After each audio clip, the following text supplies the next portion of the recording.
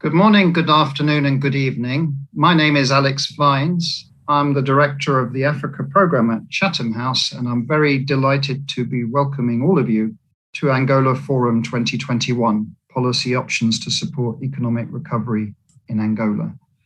Now, if you're registered on Zoom, there is the opportunity to have simultaneous translation. So obviously I'm speaking in English, but you can hear me in Portuguese. So do touch on the interpretation icon and choose your language, English or Portuguese. So that's available for those who have registered on Zoom. When we come to the question and answer session, we will then have the opportunity to take live questions from those who have registered again on Zoom. And you can put your hand up and we will come to you. Or you can also ask your question by writing it and sending it through, and we will collate the questions that way. My apologies, we just don't have the ability to do that on Facebook Live. So if you're watching us on Facebook, please enjoy this meeting of the Angola Forum 2021, but I'm afraid we're not able to take your questions. And also, I'd like to just say that we do really strongly encourage you to tweet. So please do go ahead and tweet hashtag AfricaProg. Hashtag CHAfrica, sorry. And we're going to be certainly following the social media of the coverage of this meeting. So Angola Forum 2021, Policy Options to Support Economic Recovery in Angola, is a forum to focus on how does Angola transition away from a state oil-led economy to private sector-led growth model. The forum today will launch the English translation of the Angola Economic Report 2019-20 by the Centro de Estudos de Investigação, CIAP, of the Catholic University of Angola, in partnership with the Konrad Adenauer Stiftung. We'll also have the findings of Afrobarometer's first ever survey in Angola, which interviewed 2,400 adult Angolans and sampled individual perceptions on democracy and economic reform in Angola. So that's the second part of today's presentation at this Angola Forum. I'm very delighted again to be partnering with the Konrad Adenauer Stiftung. We both jointly held Angola Forum 2020 And that report is available. We have sent it out, and it will be available also, the link to it, within our chat line here. We will not be giving the long bios of all the eminent speakers that we have today, so we'll be giving summaries verbally. But if you want to find more about who's speaking and the details of their careers, then again, if you're on Zoom, we will put the link through of the bios so that you're able to access them. So again, just a reminder that this meeting is both in English and Portuguese with simultaneous translation. All of it is fully on the record, so it's a public meeting. And I'm delighted, as Alex Vines, the director of the Africa program, to introduce now our first speaker, who is the ambassador of Angola to Germany. So Her Excellency Balbina Maiaros Dias de Silva, and she's going to make some opening remarks to open Angola Forum 2021. So I'm very delighted that she's agreed to speak to us today. And Ambassador Balbina is speaking from Berlin. So I'll hand over and ask Her Excellency to open Angola Forum 2021. Thank you very much, Excellency. Muito obrigado, Sr. Alex Vines. Mr. Alex Vines, thank you so much. Director of the Africa program, Chatham House, His Excellency, Mr. José Manuel José Júnior, the Minister of State for the Republic of Angola, known as the Ambassador of Angola in the UK, Maria Fitt, Ambassador of the United States in Angola, speakers, ladies, gentlemen, I greet you. I would like to thank Chatham House and partners for this invitation to address a few words in the opening of this forum, in which we will talk about options for the political recovery in Angola. The country is now in transition from a state-led oil economy aiming towards a private sector economy. Allow me to touch on the volatility of the oil prices. There are a number of risks that are under all of those nations depending on such sector. Well, the COVID-19 pandemic brought changes and a drastic reduction of production, distribution, and consumption of fuel. The pandemic brought a new reality to the economy, bringing several limitations in terms of mobility and other sectors. Now, in order to talk about the economic recovery, especially for the Southern Hemisphere countries, in this case also included Angola, we are under the dichotomy of the pandemic and the economy. Now, access to vaccines, greater mobility is something that is a privilege to the more developed nations. These nations have more than 80% of their population vaccinated, and there is a stark inequality between nations in both hemispheres.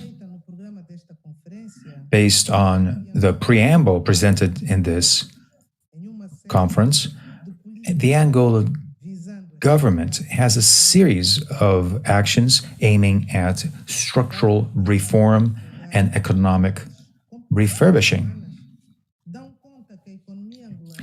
Well, the fact is that the Angolan economy has decreased 5.1% last year,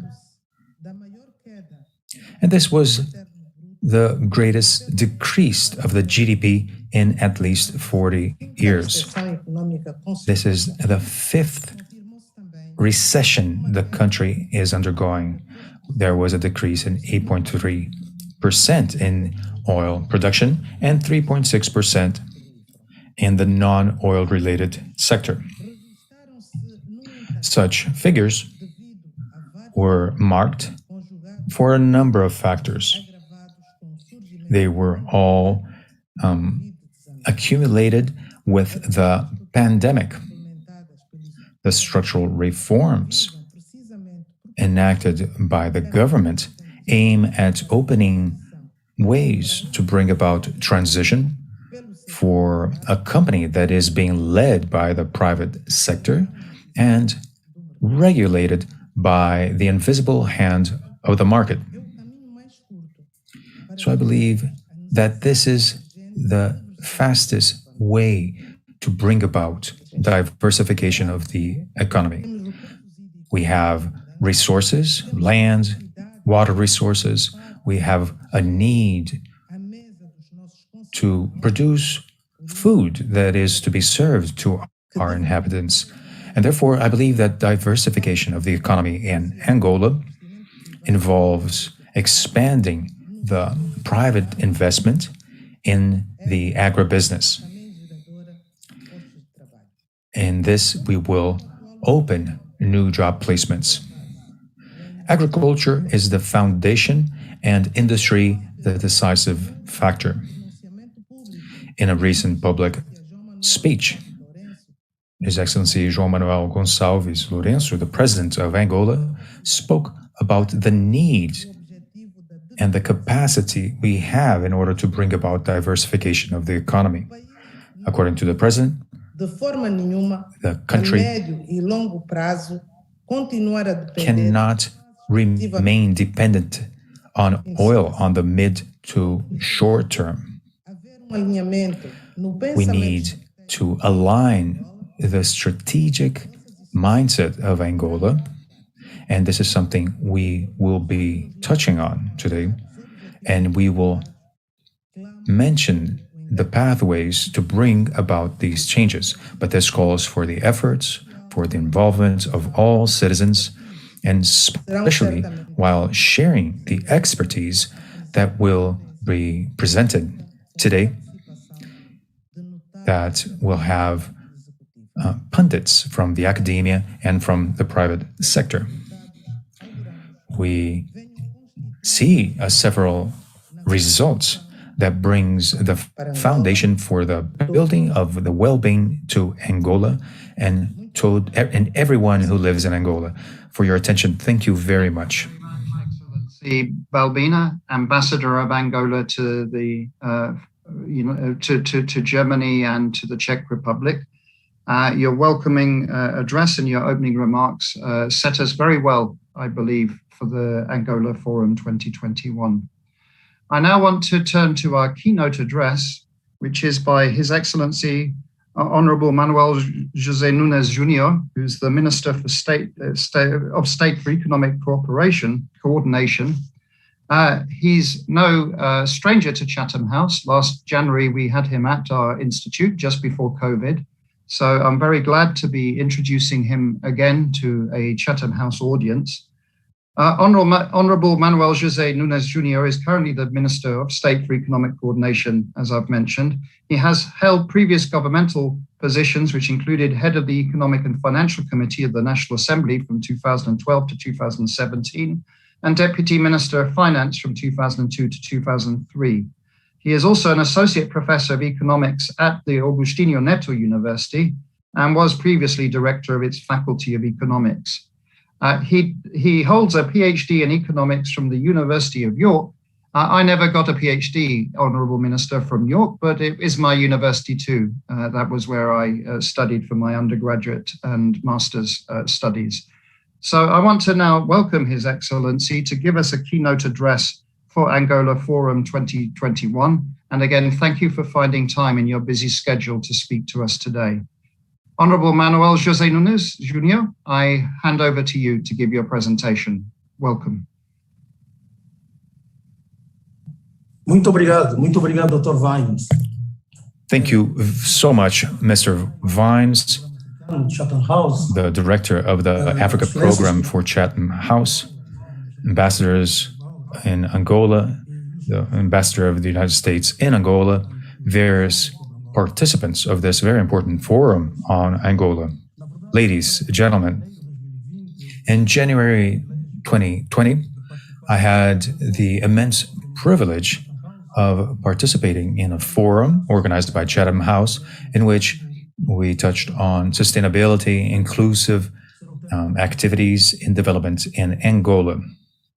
And I'm pleased to say that I accepted the invitation to address the distinguished guests here with us alongside Chatham House to touch on a theme that's very similar to the one we mentioned on the prior meeting. Now, focusing on policies for the economic recovery of Angola. The essence of the approach I will bring today is the very same. And it has to do with the same paradigm in governance that is being put in place since the President João Lourenço took office, and especially in 2017. In Angola, we are working in establishing a democratic state in a lawful environment, which will set the basis for the market economy that might bring about a national economy recovery and also change the economic structure of the country, still way too dependent on oil. For us, these two axes are of great importance.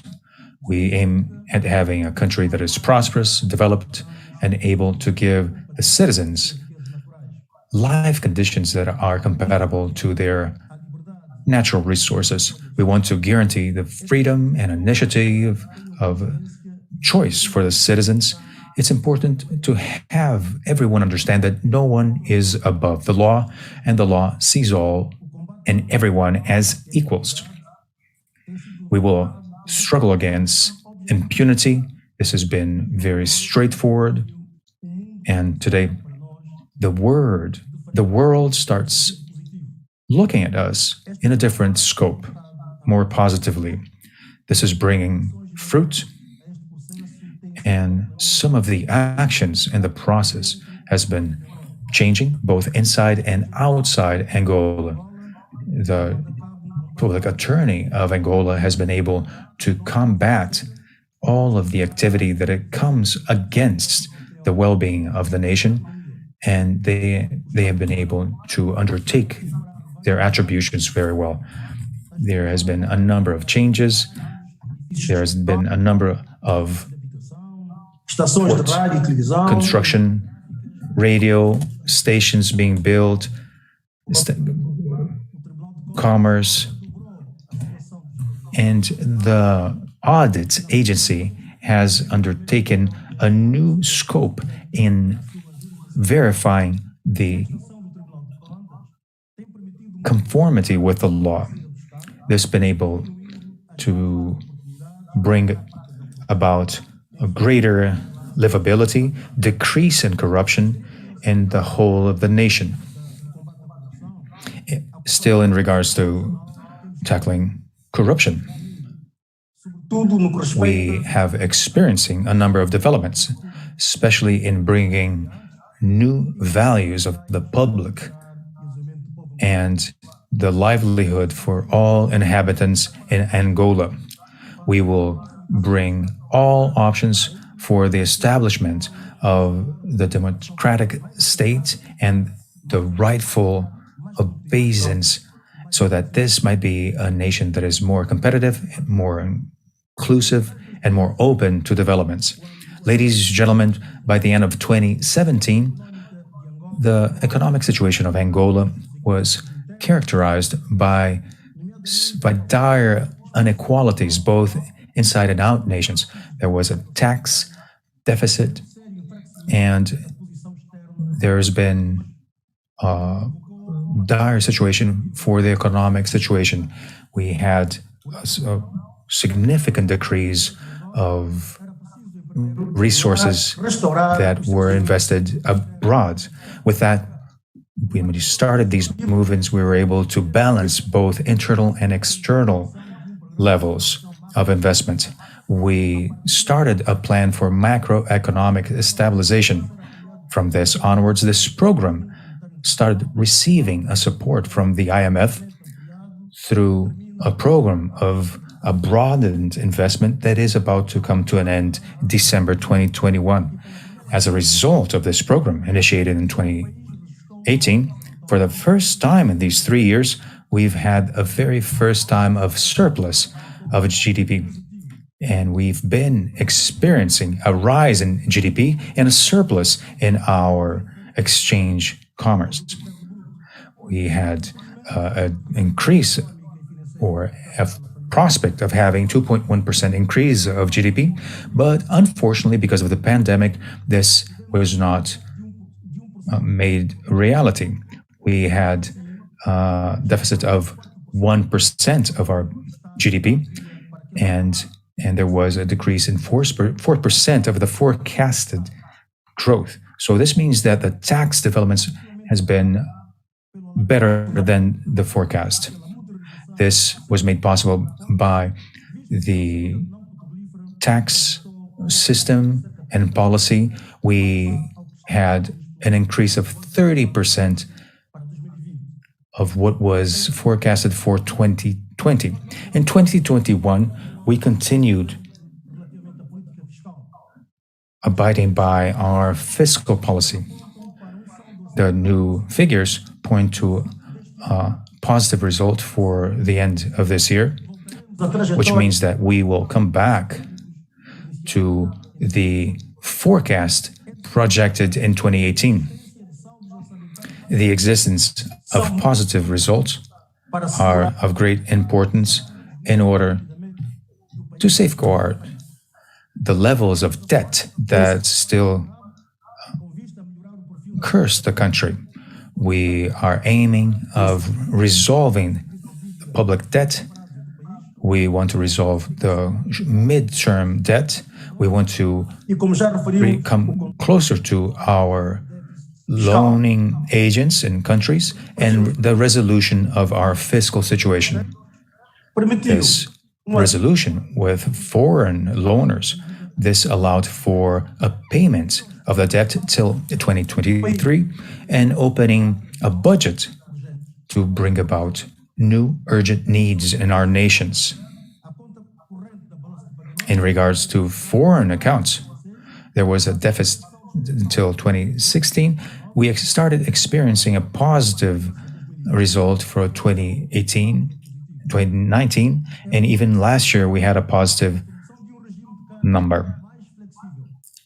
We are aiming for a more flexible exchange rate, adjusting our resources, maintaining international investments in adequate measures. Exchange environment has been more foreseeable, more trustworthy, and more transparent in paying dividends for those investing in Angola. The exchange market is working in normality, and we have reached our balance. The gap between the commercial and the informal exchange, we had 20% difference in these exchange rates, and now we are below 10%. We are experiencing this balance between our internal and external interchange. We are aiming at bringing a good perspective on our practice, and the international financial institutions have been seeing Angola with different eyes. And we'd like to mention that risk agency has been reviewing our risk score in Angola, and this is now bringing a new credibility to our economy, bringing new appealing opportunities for our nation in regards to oil production. And as a result of the natural decrease of production in the oil fields, we are analyzing the situation, but the physical production of oil is now in decrease. There's a great dependence on oil of our economy. And such reality has been bringing about a decrease in our economy. We have experiencing recession since 2016. There are no doubts that in order to resolve the social problems in the nation, specifically unemployment, we need to leave economic recession behind. For 2020, we were foreseeing a global growth of 1.8%. And with that, the recovery of our economic situation. But because of the pandemic of the COVID-19, this was not possible. In 2020, Angola was experiencing the 5th consecutive year of recession with a negative rate of growth of 5.4%. For 2021, we were foreseeing a growth of 0%. But the foreseeable reality is that the growth that is non-connected to the oil is of 5.1%, and the oil sector would bring a negative growth of 11%. We have grown 2.4% in our GDP, and non-oil related growing 3.1%.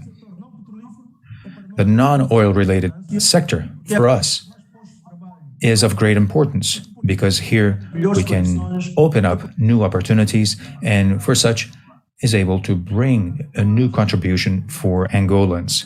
Despite the negative growth in the oil sector, we are working so that the non-oil related sectors might continue growing here, including agriculture,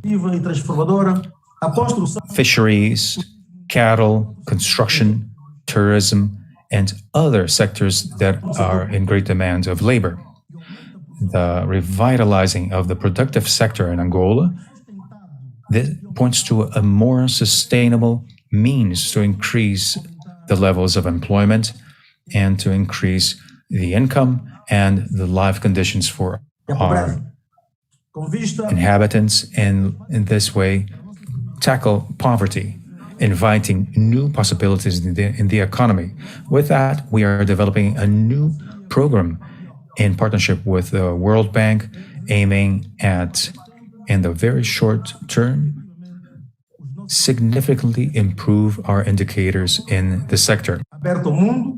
Angola is a country open to the world, and in this effort, we're doing everything we can to carry on our productions. The businessmen in Angola are open to partnership with business from other countries and advanced technology. So together, quickly, we can reach a better world to provide a better world for technology and business-wise. So in this manner, the private business will be always very welcome, with the intention of bringing to our country not just the financial support, but technology and knowledge. Ladies and gentlemen, we cannot say everything in only 15 minutes. Allow me to finish by saying that we need to recover our economical base. If in 1 year of recession is a terrible problem for any economy, what can you say about 5 consecutive years of recession? The effects of such a situation in the livelihood of people, in the companies and the states are terrible. When the growth of a country is negative, it means that there are many companies closing down. And as a result, many people will be unemployed. The unemployment is an economic problem and it's also a social problem because it stops people, so they will be losing their autonomy in their decisions. And it's a problem that we have to solve with solid solutions to recover the economic and be able to reduce unemployment that is so prominent in the country. And this way, increase the better conditions of life and the well-being of the citizens. We usually say that we cannot distribute what we don't have. with economic growth, we will be able to produce richness, and we'll be able to contribute, the companies will be able to contribute to the state by tax, and the state will be able to have more resources to restore the programs against poverty and social harmony. So the structural solution is into recovery of the economic situation in Angola, and programs like the programs of supporting national support, intervention of the municipalities, and other programs being designed to allow the country and quickly to grow economically again. And we hope that 2022 will be a year for the beginning of the economic recovery. We believe that the best way to follow in Angola is the reform, facing the difficulties that we are living as a temporary, and remain the hope and the trust in the future. Thank you very much, all of you, for your attention. Angola counts with you all. I end here my speech. Thank you very much. Thank you very much, Minister Manuel José Nunes Jr. You have given us a most excellent keynote address outlining the difficulties of Angola, 6 years of recession, the trouble that COVID has impacted, also the economic projections that you and your colleagues had made, just like anywhere else in the world, and your hope now to kind of move from recession into growth. So one thing I do ask you, Minister, is if you can allow us to have your speech so that we can distribute it. We have had many requests that have come through already. So if your office can allow us to do that, we'll also put that up on our internet site, because there's tremendous interest in exactly what you're saying of how Angola is going to turn its economy into growth and how you're going to diversify it. So thank you very much for finding time in your business, in your busy schedule. And I do hope that next time we can, again, invite you physically to Chatham House rather than virtually. So I want to thank you again, Minister. We're now going to turn to our next session, which is the panel that's going to be talking about the prospects for economic reform and diversification. And so no one better here to do this than chair and facilitate this meeting than Professor Dr. Carlos Lopes, who's an associate fellow at Chatham House, but he's also sits on the Angolan President's Economic and Social Council.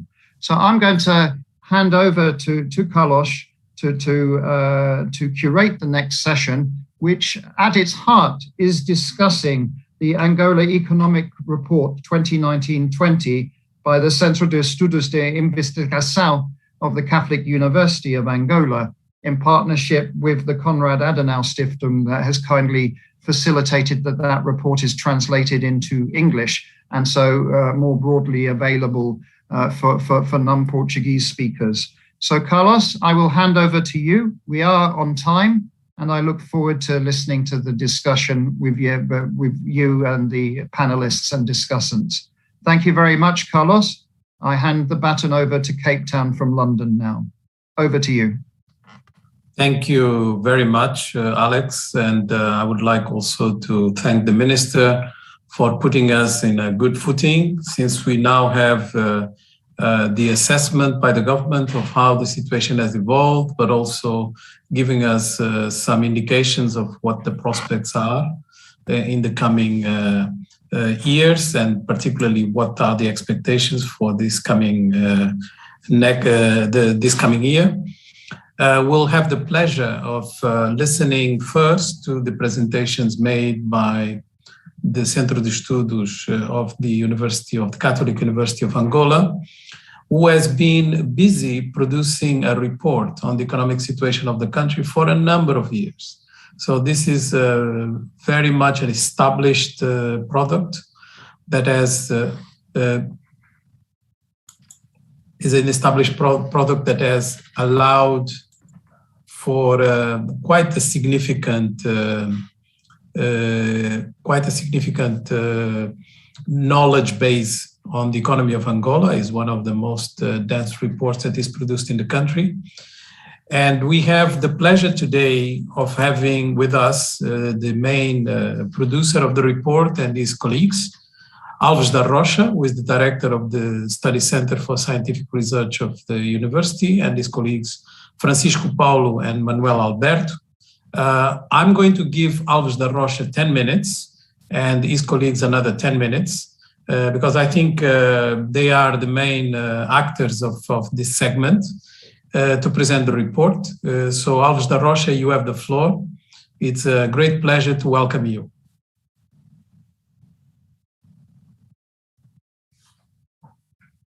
Yeah.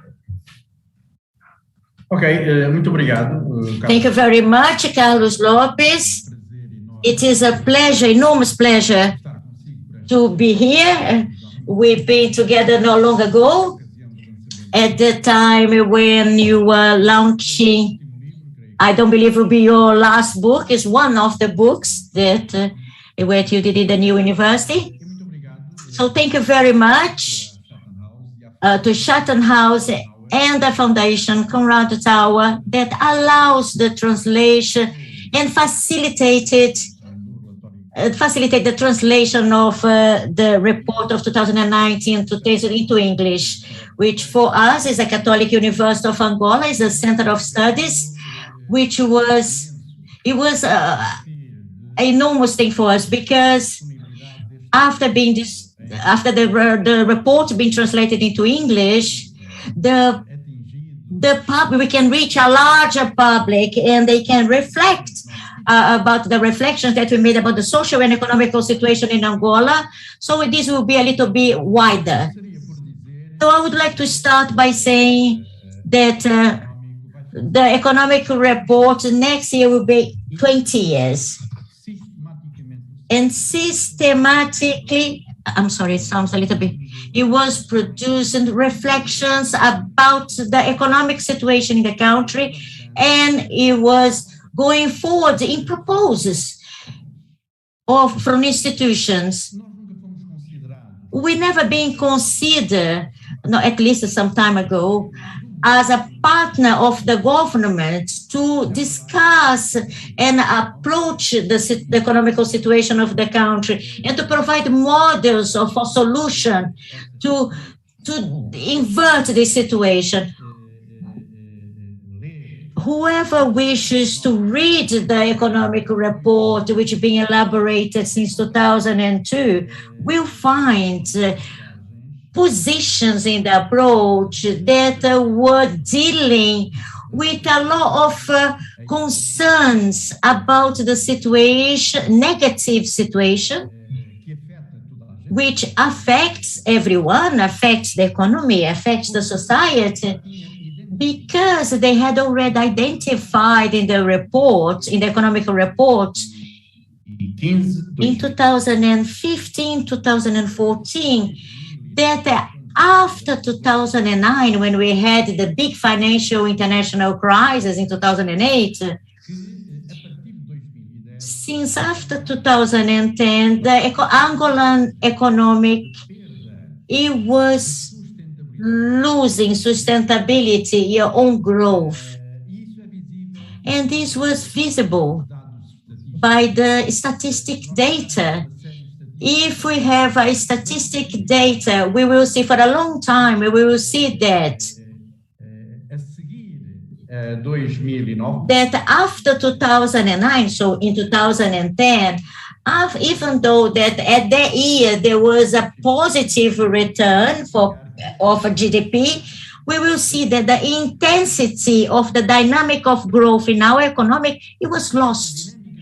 This dynamic of growth, it was notable in 2012 after the peace. Of course, the war situation was a major problem, and we had to find ways to grow. But we realized that the large dynamic of growth, even if without big alterations, because this growth was based in the production of oil and tax, which allowed some public investment, we will see that it was the most intense period of the Angola economy from 2002 to 2008. In 2009, the growth,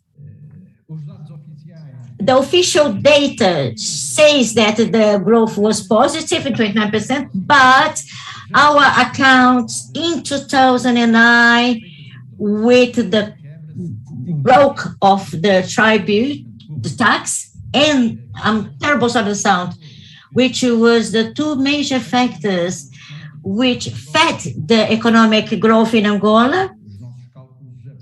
I believe that our calculations pointed to a negative growth of the GDP in Angola in 2009. Afterwards, there was a recovery, but without the same dynamic that of the previous years, which was, we call the small gold age of Angola, where the annual tax was around 10.5%, which at the time was quite significant. We have to say that there was no large repercussions at the time in the society in general. The poverty over those years was high. But apart of that, the situation of not having a positive reproduction of the economy and the society is a subject that is taking place again now. And us, when we analyze the economic cycles of Angola since 1970s, we have this chapter in our report in 2019 and 2020. We will see that from our point of view, without speculations, our point of views are fundamented in the methodology that we use and that we demonstrate, is that this crisis, this recession in Angola, for us, it started in 2015 and carried on, and is still carrying on until 2020. I would like to ask Carlos Lopes to allow me to present a map, a table, without much comments about. I won't spend a lot of time talking about it, but I would like to present a table which will demonstrate what I'm talking about it. Demonstrate the situation of the evaluation of the raw material in Angola. Please go ahead.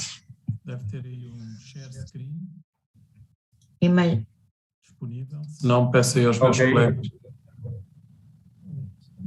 Sim, é esse. Ok. Pronto, é apenas quadro. It's only a table which gives you an idea of the national economy from 2002 to 2020. We have here many indicators. The internal product, the raw product, in comparing with dollars, the PIB growth, the GDP per inhabitant, the values of 2019, 2020 doesn't show the position of Angola to be considered as a median economy country. And also we have to compare the growth of o valor do PIB por habitante.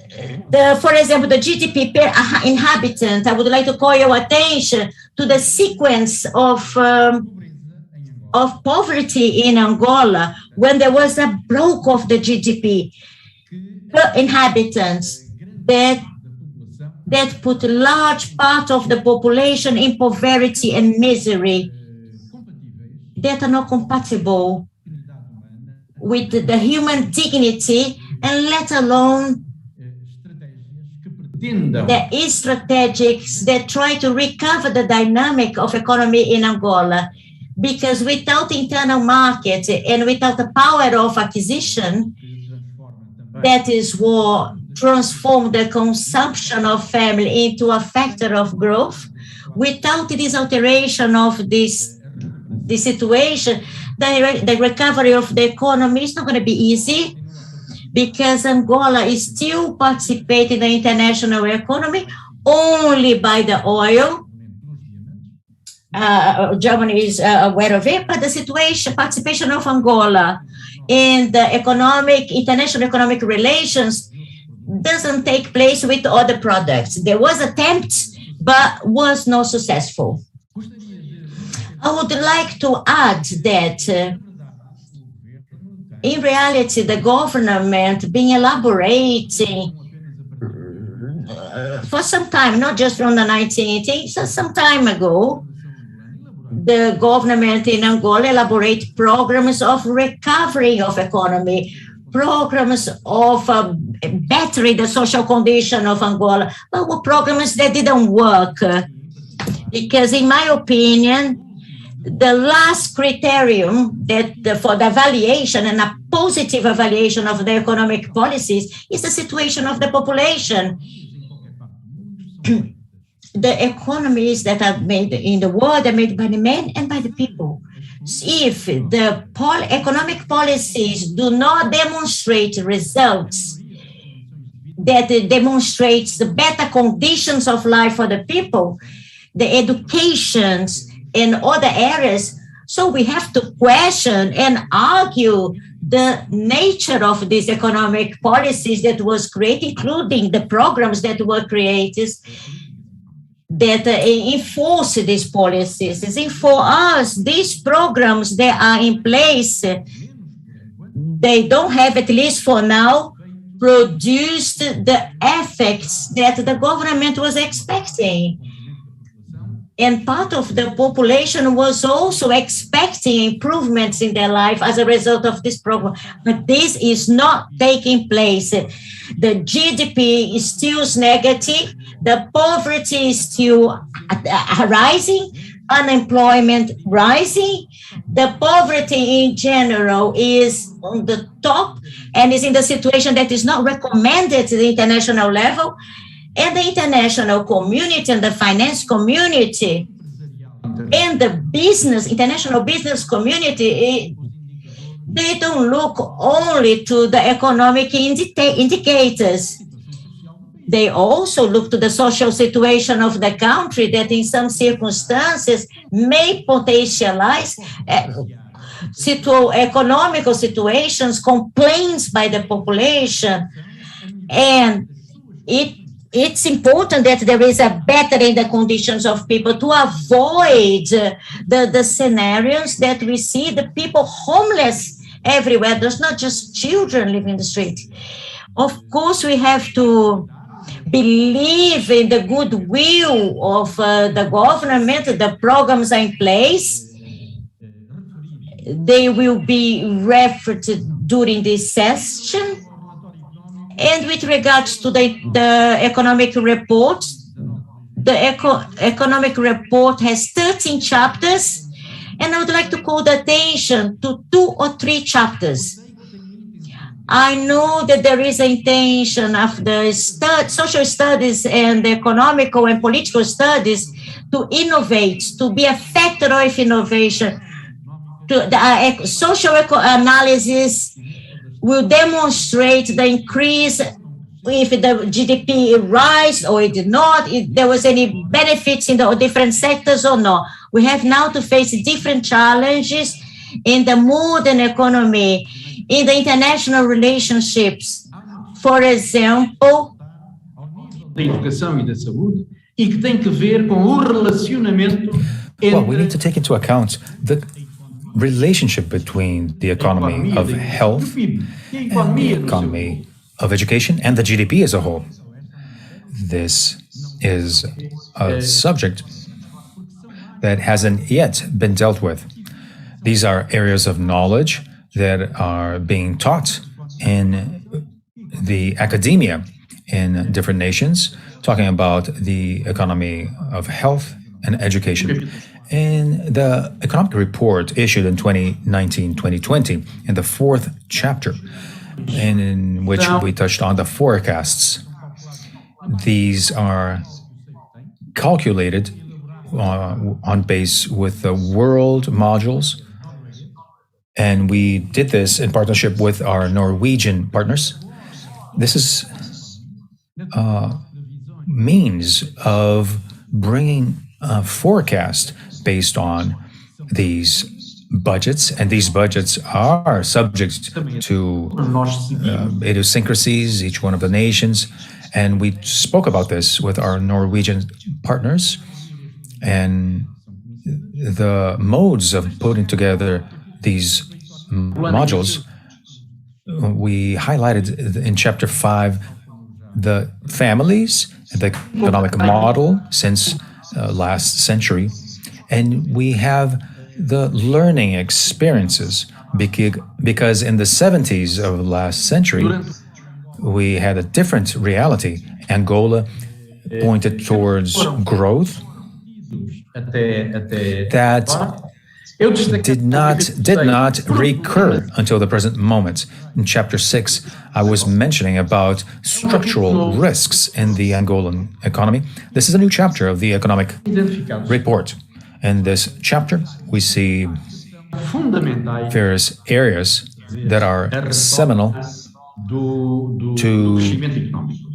make the economic recovery a reality. And then we have Chapter 10. This is the balancing of the economic measures that were enforced recently. His Excellency, the Minister of the Treasury Department, he mentioned the different programs the government was focusing on. Chapter 10, we see an overall analysis of such policies and what were the effects that influenced the economy. We weren't able to identify in our analysis that the outcomes of such policies were indeed positive. But one might say that in regards to economic policies, these measures experience a lag. What happens is that there is this lag, this obsoleteness that is a bit too long between the publication and the advent of the results. Chapter 12 is when we work in prospecting. We share our opinion on the future of the Angolan economy, the possibility of recovery, and this is in our opinion. It's noteworthy to say that our perspective is not something that is restricted to our connection with important institutions. However, the Chapter 13 tries to bring about new family concepts that will assist in building this new world economy. And of course, Angola must take part of this. In this chapter, we talk about the environment, the blue economy, the circular economy, conditions Angola has and those it doesn't in order to make such a paradigm a reality. Everything points to the end of the oil cycle in Angola. And in fact, this has been one of the greatest factors in the growth of the economy, but this will tend to decrease for a number of reasons. We have a report in which the issue of the oil cycle and its replacement for renewables, these are all subjects that have been touched on. They consider the merits of international contributions. Here I make reference to Professor Antonio Costa e Silva. He wrote the Resilience Program in Portugal, and he is a remarkable researcher. He's an Angolan. He needed to flee the country because of political reasons. And he is a brilliant analyst of the oil sector, of the various substitution modes. São bocado estes aspectos que nós abordamos no capítulo 3. These are the issues we touch on in this one chapter. Carlos Lopes, I believe I have gone beyond my time. Já ultrapassou. Have I not? Yes, you have. Okay, Carlos Lopes, thank you so much. All the very best. Alves da Rocha, thank you so much. We have been working hard in keeping our time. Alves da Rocha was very precise, but we have heard his mention about the report, and that is why I would ask Francisco Paulo and Manuel Alberto to not make an additional presentation, but rather to bring supplementary comments very briefly so that we might hear both people who will definitely add a wealth of knowledge for this debate. And also, we would open a possibility for a certain level of interaction in which Manuel Alberto and Francisco Paulo might be able to bring their comments. With that, I would like to thank you for your understanding. I'd like to pass the floor to Francisco Paulo for some brief supplementary comments, saving up some space for some interaction. Thank you, Professor Carlos Alberto. Thank you, Carlos Lopes. I'm sorry. I will be very brief. My presentation will touch on the economic perspectives of the nation and the forecasts. The English version is on page 42 to 46. We have the budgets that have been determined and earmarked.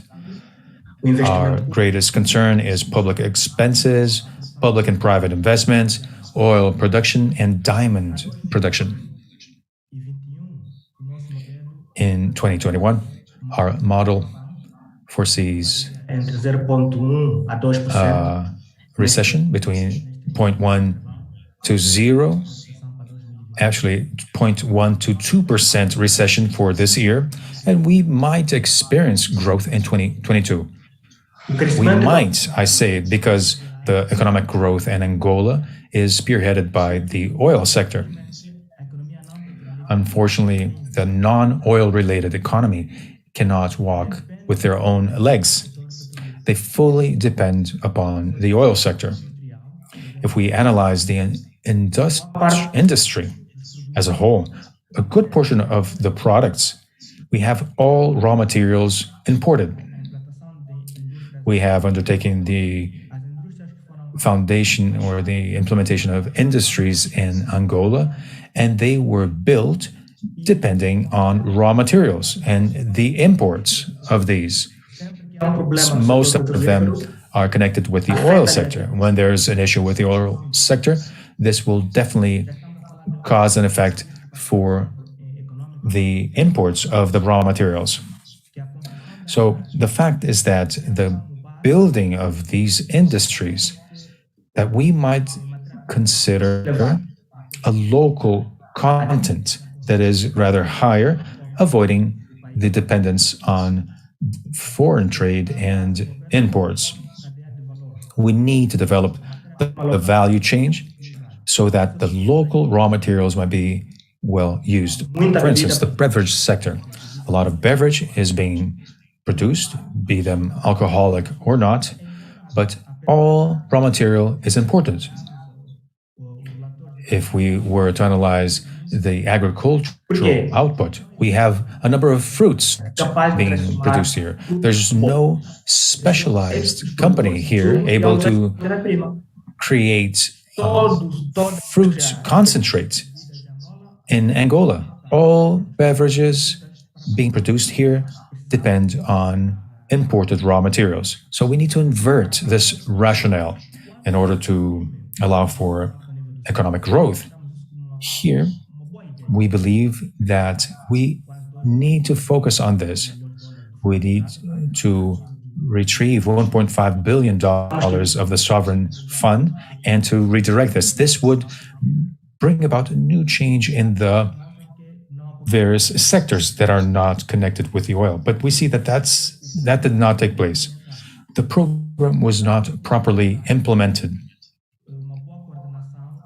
We weren't able to put together a coordination. We do have the GDP, we have the poverty program, the poverty resolution program, but then we need to consider the internal outcome. Where does the raw material come from so that we might build buildings? So, well, we should consider the production of cement in Angola. So it's important to consider all of these programs, that they might be interconnected. And it's important to have the various ministries not to work in silos. So we need to have intercommunication amongst various ministries. So the economy is in dire straits. We need to consider this. We will depend upon the coordination in various programs. It's not having a redundant set of programs. We need to have them communicate with one another. We have to mention that our economy is still struggling because there is a problem on resolving the deeds of property. In Angola, the deeds of property is very difficult. It's difficult to have a deed issued for a land lot, for a house. And the fact is that the banks will not issue loans. There are no guarantees. The owners of lands have no deeds, and they are not able to use that as a guarantee. And the state will be offering this better option of a guarantee. So if we had citizens able to have their deeds for their own properties, that would change the situation. So the BNA is now mandating the banks to issue loans. Well, of course, the banks will not issue these loans because they don't have guarantees. It's not because they don't have resources, because they need real, factual guarantees. The fact is that we do have these guarantees, but its legal implementation is very difficult. The PPC case is a very good example because of the high rates. It's important to have the courts to be prompt in implementing these guarantees. Otherwise, the banking sector will be found in this set of restrictions to issue these loans. So this is of utmost importance so that we might experience economic growth.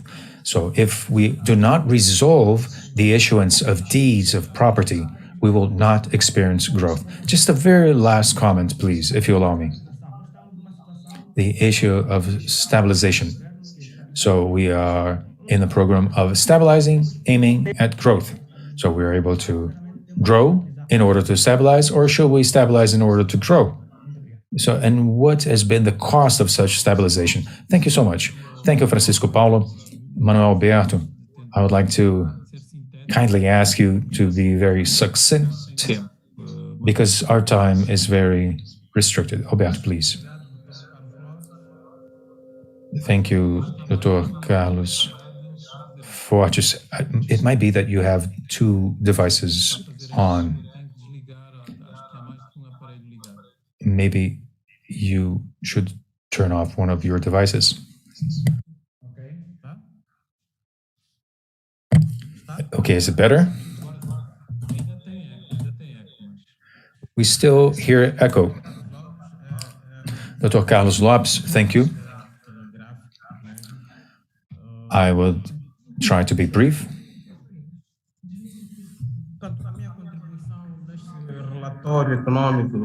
My contribution in this economic report of 2019 to 2020 is in chapter 12, where we hear about the future of the economy and the recovery measures. This is an introduction to our new approach for the reports in coming years. We have a number of increases, and we will discontinue a number of approaches, and the analysis of the report will be focusing on a provisional analysis. The goal is to leave aside the current system. We've been focusing on the facts and the macroeconomic factors and the recent political decisions. In general, there is this current scenario analysis, but we want to focus on a rather more prospective analysis in which the goal is to anticipate the structural reforms needed in order to have a recovery of economic and the social aspect also. Such exercises will involve the driving forces, the adaptation of the economic policies and those instruments to be enacted so that we might have a proper analysis of its feasibility. We want to put together a scenario, but before that, we need to have a hindsight analysis. An economic situation is tightly connected to its historical origins. The restructuring of the economy will depend on what is being done today based on the principle of economic development. So this is our active intent. This is what we're trying to do in chapter 12, involving recovery measures. Here we have an inventory of all macroeconomic plans since 2003 up to 2020, and we want to assess the economic impact they might have caused factually in the economy. In order to save time, this is all I'd like to present to you. Thank you so much. Thank you. This is very helpful to hear your very brief and succinct presentation. It's important to have our discussants here. We have two luminaries here with us who will be touching on the Angolan economy. We have the Standard Bank chief economist, the greatest bank in Africa, and who also has a major presence in Angola. With that, I would like to pass the floor to Fausto Musa, who will actually respond to these challenges in the country. Fausto, I pass you the floor. Thank you. Dear Carlos Lopez, thanks very much for this opportunity. Please let me know if you can hear me properly. We can. I'm trying to switch my video. You can put your camera, it will be excellent. Yes, I'm trying to do that. Maybe the colleague that is managing the presentation will be able to put me on the camera. I'm trying to put on my side, it is not opening. Yes. So while we keep trying, just go ahead. Yes. All right. Thanks very much once again. Brilliant report, I must say. Very deep analysis of Angola. I have enjoyed not only reading the report and understanding the different views, but also looking at the prospects and some challenges that the report brings with regards to what can we expect for Angola in future, and look at the challenges that Angola experienced over the past few years. I think, given the time limitations that we have, perhaps I should go and focus on some items that perhaps it makes sense at this point in time to comment. I believe we agree that in general, sustainability of growth for Angola pretty much relies on the ability of the country to generate investments in both the oil economy and the non-oil economy that allows this process of economy diversification to gain momentum. I think this is something that I could take from this report, that the report agrees perhaps with the government, agrees with the IMF in the view that there must be a change on the pattern of growth in Angola towards a more sustained growth, and that entails renewed investments. Otherwise, it's going to be difficult to sustain growth in future. Perhaps it makes sense to comment that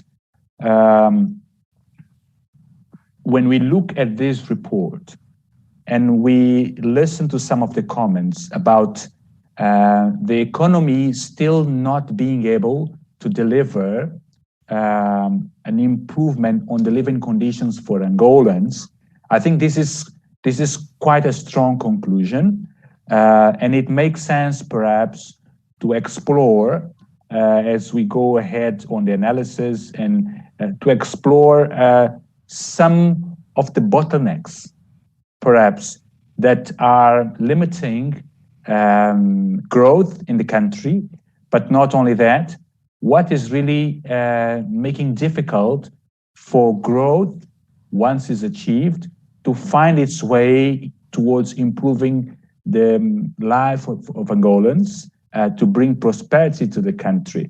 And when reflecting on this, I was looking at the questionnaire, because the questionnaire gives us some insights on what is going on the ground in Angola.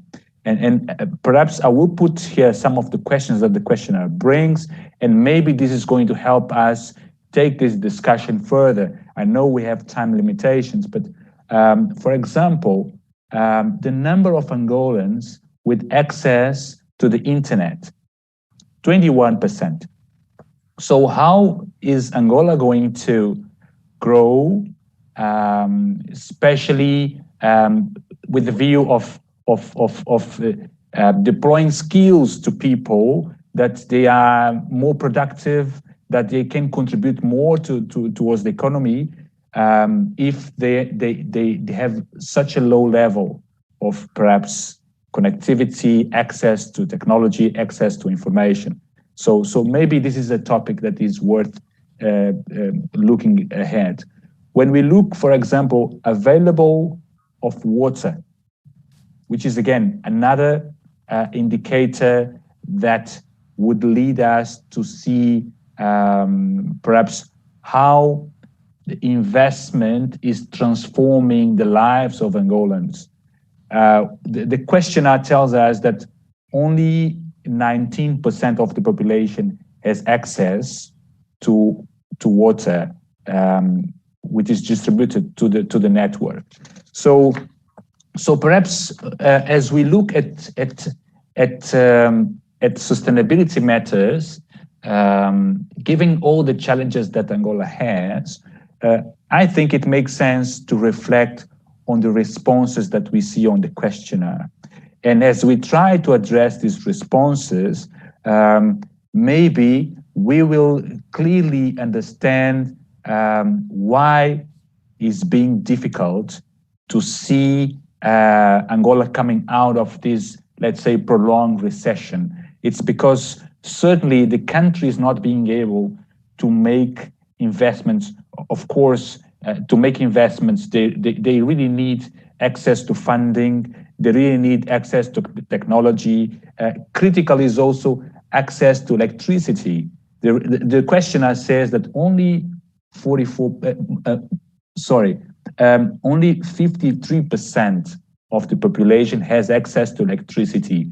So the participation of the Angolans in growth process, it's critical for sustainability. We understand the report wants to bring this link between growth and prosperity. The questionnaire helps us to understand some of the critical questions that is going to be quite difficult for Angola to move on if they don't address those. So perhaps I should pause here, making one comment, which is positive to Angola, that they clearly saw the need for a change. And what they have done was really to bring strong reform programs that over time will take the country out of dependency on oil. So this is quite critical. Perhaps as we speak, Angola is living a very unique opportunity to generate higher revenues from higher oil prices that we see at the moment. There's going to be some fiscal savings that Angola is going to generate through that process. And the big question I would put to the team that is discussing the prospects here is whether you see the savings that Angola is going to generate on the oil sector with the better oil prices, combined with the savings that we see from the fiscal, from the reprofiling of Angola sovereign debt. If you see those two that obviously enable more investment in the economy, how do you see that supporting growth that we also see happening next year? And how do you see that helping bring more sustainability to Angola? Perhaps I should pause here and invite for some questions and discussion around these items. Thank you very much. Thank you, Fáuzio. Without further ado, I'm going to give the floor to Maria da Cruz, who is the CEO of the Angola-US Chamber of Commerce. I hope you are ready, Maria, to take the floor. We are running out of time, but we really want your critical input in commenting on this report. No problem. Thank you. It says that you cannot start your video because the host has stopped it. Bom, diz que você não pode começar o vídeo porque o anfitrião interrompeu. Eu vou começar a falar e o anfitrião me permite dar início. Antes de mais nada, obrigado a Chatham House. Eu acho que agora eu posso começar o meu vídeo. Mas enfim, obrigado pela oportunidade. For like 31 years promoting trade and investment between the US and Angola, and with that has seen the different stages of Angola's economy. I definitely want to commend Mr. Alves da Rocha, an economist I respect and known for many years, and his team at the Universidade Católica e Centro de Estudos Estratégicos for this comprehensive report on Angola's economy. And I'm thankful that Conrad Adner was able to facilitate the translation, because I think, especially from a private sector point of view, if you do not understand the country, you can only truly understand the country through its economy. So with that, it's to be commended. Now, the report was very comprehensive, and there are three factors. Since my time is limited, I just want to focus on three factors which I thought that the report was very clear in regards to how factors in improving Angola's economy. One is public investment. I think Musa mentioned, definitely investment in technology, water, energy, roads, etc. Human capital, having the appropriate human capital, and market competitiveness. And that I say is this, as Angola strives to, for more macroeconomic stability and economic development, it has been pushing towards a lot of these projects in which Alves da Rocha mentioned, and many of them kind of coincide, but nothing quite consolidated in order to see ways to push the economy forward. I think it was great, and it's important to state that in the past, I don't remember seeing such engagement by by public figures like the Minister of State, Manuel Nunes Jr., and having the two ambassadors here. So it shows that there's an understanding of the importance to have this dialogue. And I also think it's important that academics are involved. One thing that I will say in regards to job creation and industrialization, in the report, they express the different examples of industrialization from the United States to Europe and how they went through their industrial revolution. So in order to create thousands of jobs, but to alleviate poverty in Angola, which we've all heard is at a high, it's important that Angola does,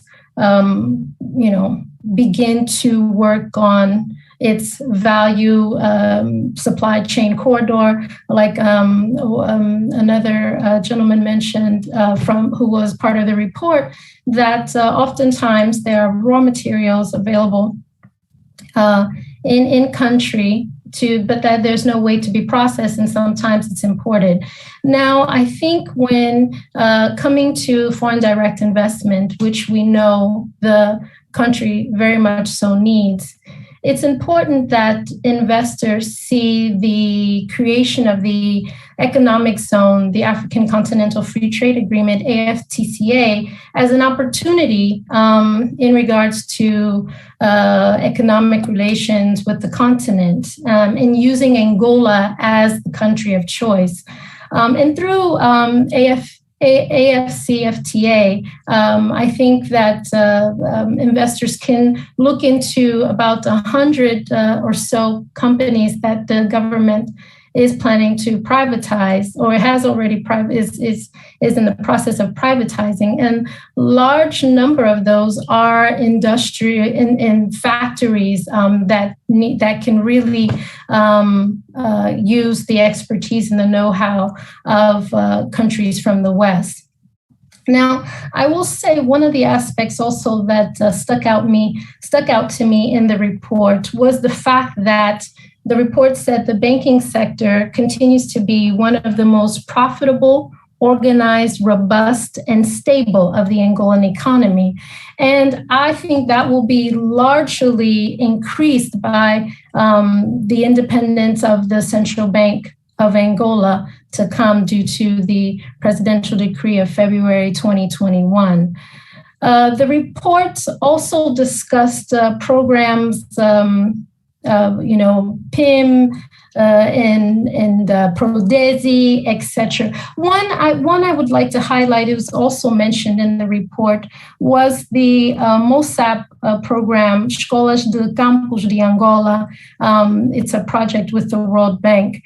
I had the opportunity to visit too, and I will say that the population was very pleased with the project, because not only is it a school structure in which they learn how to grow the agriculture in a family sort of orientation, they also have the opportunity to sell to local and other provinces. And that sort of program has been very good.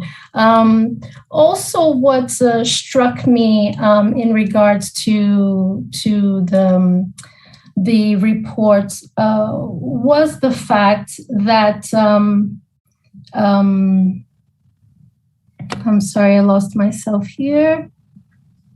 Yes, it was actually just to touch on what Alves da Rocha and actually everyone has said in regards to human capital. I think in one of the aspects is, if in order to push forward the economy, there needs to be large investment in education. And when investors, local and foreign, are going into the country, there needs to be an awareness that there will be some sort of element of investment needed to improve human capital. I would also like to mention two key projects which I think also will contribute to the investment in improved water and energy. The government recently signed an MOU with Sun Africa and US-based Africa Global Schaefer for 1.5 billion mini grid project to supply solar, electricity, drinking water for the southern part of Angola. And it's said to be one of the larger renewable energy facilities in sub-Saharan Africa. And in regards to also investing in technology. If you can wrap up, we are running out of time. Sorry. I would just also say that another U.S. company, AfriCell Group, has invested, is the third now technology mobile company in the country, and they're investing in infrastructure as part of the first phase, and also plan to employ local firms as well as private investment. So I think as well as provide training for human capacity. So I think one last thing, which also stuck at me, what Alves da Rocha mentioned, which I think is important to take place, is that this report, as Alves mentioned, they've been doing since 2002. I think especially now, it would be key for key decision makers in the government, as well as these academics who put together this report, to sit together and strategically dissect the report and find ways to move forward, Angola's economy. And I say investors who decide to engage in Angola in this significant stage where there are challenges, but where there are challenges, there are also opportunities, will no doubt be part of the success when the dust settles. So thank you, and I'll leave my comments there. Thank you, Maria. I noticed that both Maria and Fausto are very keen on the report's conclusions to be discussed largely in the country. I have seen also in the comments in the Q&A box a request for a link to be provided so people can have access to the report widely. My colleagues are trying to do that before we end this entire discussion, probably not immediately, but in the coming hour or so. Well, unfortunately, we have run out of time for discussion. But Carlos, we can run over by a few minutes. It's fine. Yes, I was going to suggest that, but I think we can really carve out a bit of the break time for at least one or two exchanges. I think it is important because of the expectations that have been created with the presentation of the report.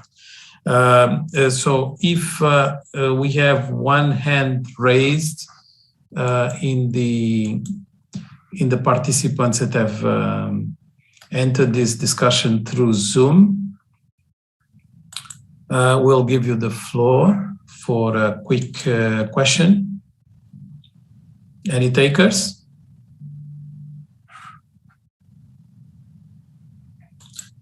If not, I have picked from the chat room and the boxes relating to Q&A, two issues that have been mentioned. One is inflation, what the report says about inflation.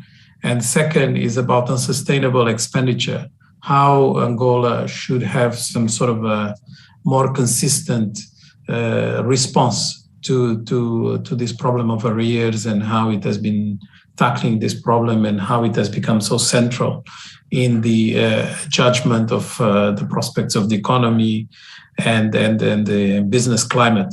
So if we can have already Alves da Rocha or one of your colleagues a reaction to those two.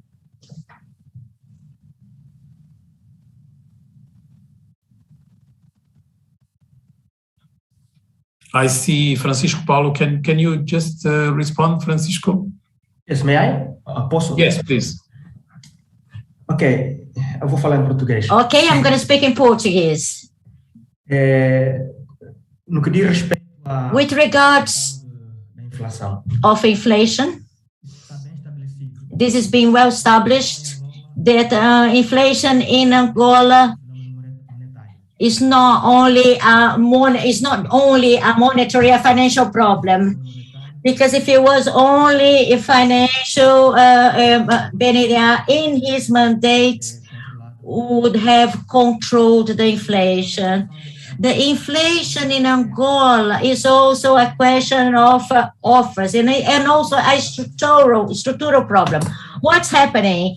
If there is a lack of offers in the internal services, if the internal services that are already in place, they have difficulties in reaching the consumers due to the logistics that doesn't work in our country of those products. And afterwards, on the other hand, the external offer, which are the importers, has been stopped because of the exchange rates or because of the way that the government is dealing, because they forbid the importation of some products that there was no offer in the market. So, of course, this is going to rise the prices.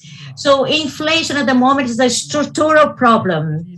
And this measure that the government put in place to reduce the taxes and the tributes, in the composition of inflation in Angola, this doesn't mean nothing. What do the importers complain about? It is not the tax itself, but the logistic service related to the importation. For example, the tax you pay at the customs to be able to free the merchandise, and also the transport of the products from the port to the storehouses or to the provinces. So it can be very expensive, about 150 kwanzas just on tires. The tires will be busted because the roads have got no conditions. So it's a structure problem, in my point of view. May I go to the other subject? I cannot see Alves da Rocha, so maybe you could go to the second point about the expense and the delays in payment. With regards to the delay in payment, in the internal delays, let's say, I know I've done a job with the CMI and I was part of it, me and Soren Keys. We both worked together of management of the public economy in Angola. And that was in 2009, was a massive crisis, which was a kind of, was an alert for us. But what we realized that it was not an alert because the problems remain. So what happened during this period of time? In 2009, the crisis was a deep crisis. 3 or 4 months of the petrol price went really high, the drop. And there are many expenses, many public investments took place as well. Large part of them, there was no things that were really needed by the population. But sometimes it's propaganda, it's marketing. For example, a football stadium was done in 5 provinces or 4 provinces. There is no economic result for us. So many projects being built, but there is no means for the society. And also, there is a lack of governance on the expenditure. Many times when they contracted the services, they don't follow what it states in the law to respect the budget. And Professor Rocha will have a better opportunity to talk about this subject. Thank you very much, Francisco. I think we just took over the time, unfortunately. Professor Alves da Rocha, they will carry on with the next panel, which will be present in this virtual table. And we will have the opportunity, if we have time, to make a connection in some economic problems and some other problems that will rise as in the next panel. I would like to thank all of you, all the presenters and the discussants as well, for opening up and and cheering the group. And we can see that the challenges of Angola are very similar to the challenges with most African countries. So how do they do the distribution in a way that is compatible with the value chain, which is compatible with the world context, which are very different from the previous one? And how can we have this dependence of the commodities and the natural resources? So thank you very much for this beautiful opportunity of exchange. We will have a short break now, and we will come back afterwards. I will pass the words to Alex now. Thank you, Carlos, and thank you, everybody, for that excellent discussion. Just to say that the link to the SAEC report is in the chat box, so we have sent that out. So if anybody is interested, they can click on the report. And we will also, in the interval, be putting the links for the Afrobarometer report that's going to be talked about in the next session, but also the summary of Angola Forum 2020. So that's there for anybody who's interested. So I suggest now we have a 10-minute break, and then we come back for the next session. So thank you, everybody, and do come back. This is just an interval. Thank you, Carlos, for sharing, and Alves and his team for presenting and the discussants. See you all again in 10 minutes. Até já.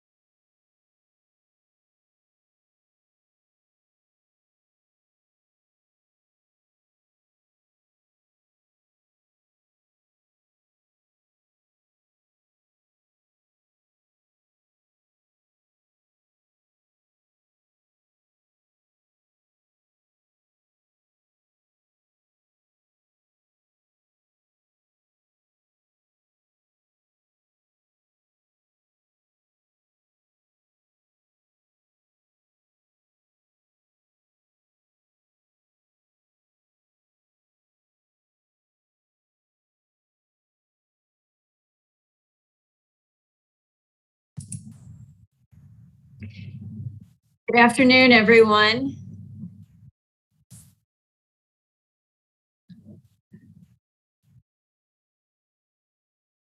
I'm happy to welcome you to the session on governance and democratic developments.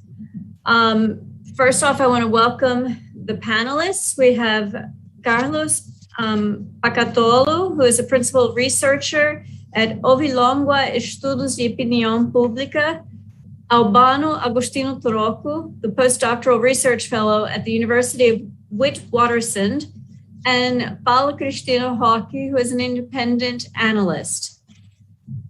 I know I'm very excited to hear the speakers, particularly governance is such an important issue right now for all of us. And I think we have to look not just thinking ahead of the elections, but also looking at how has the economic downturn affected the ability of the government, of the Angolan government to provide governance, and some of the same challenges that many countries around the world face. So I look forward to hearing what our panelists were going to share with us today. Want to remind everybody that this session is on the record. And so that means that those present can use information from the meeting and they can identify speakers and any other participants. Want to also remind everybody that there is simultaneous translation in Portuguese and English. You need to use the interpretation function in the meeting controls, which is at the bottom of your screen, to select your preferred language channel. And also to let you know that everybody will be muted during the presentation, and you will be able to raise your hand in order to pose your questions.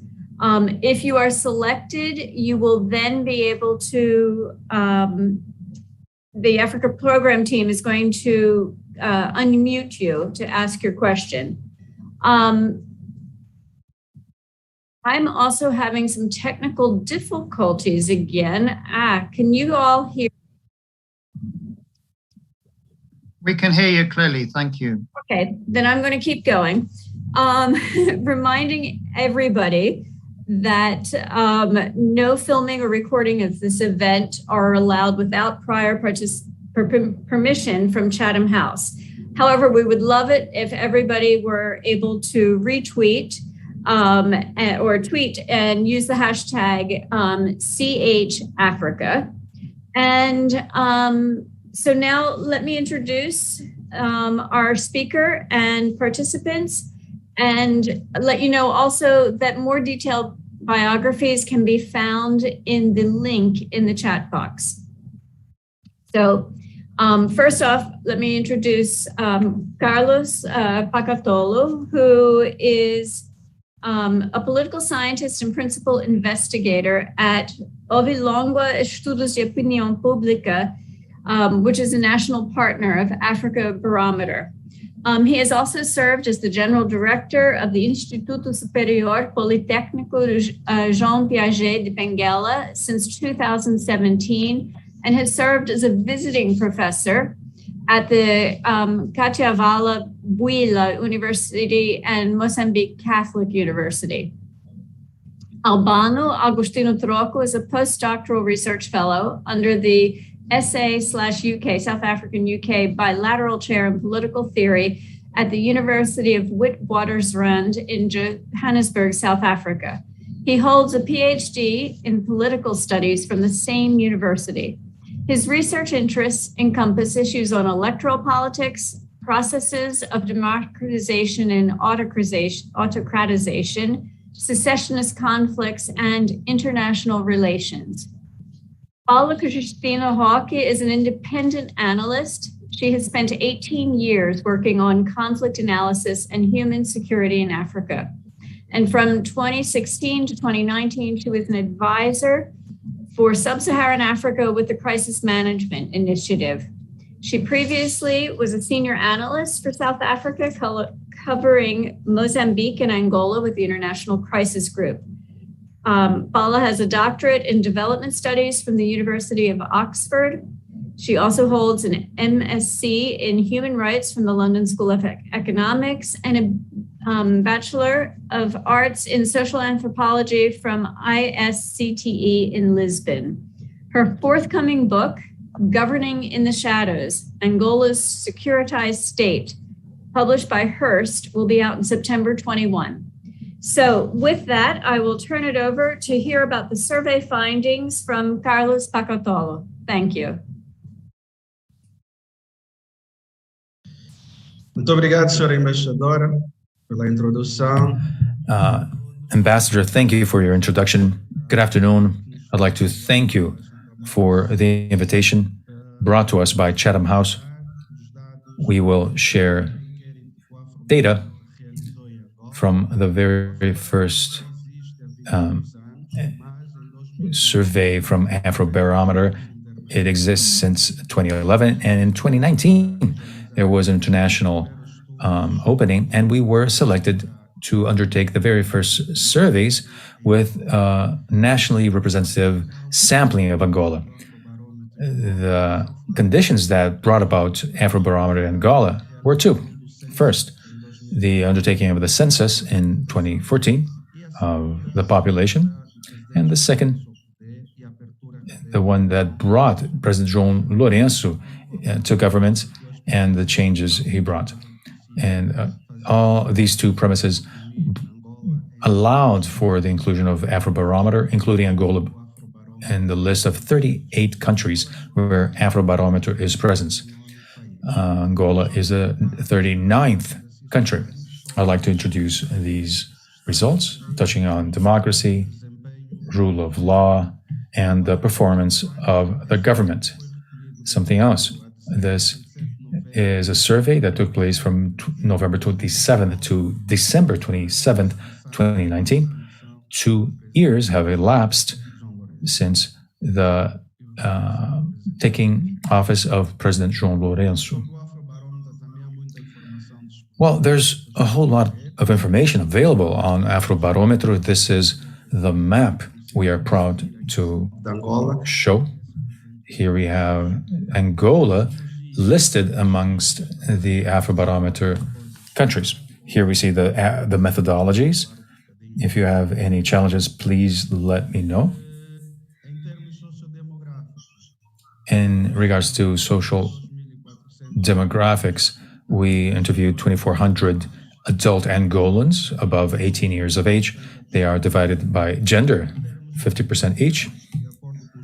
In terms of their residents, 65% are in urban centers, 35% in the rural environment.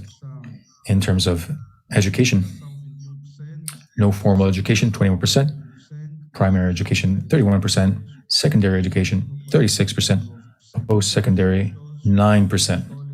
In reference to religion, Catholics are the majority, Protestants between the new and the traditional one, 32%, and then we have the different various religious groups.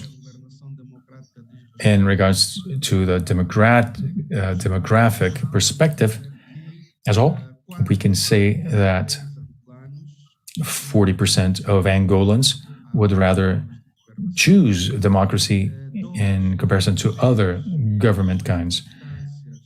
20% in some circumstances might accept non-democratic regimes. However, there is a stark rejection to authoritarian alternatives.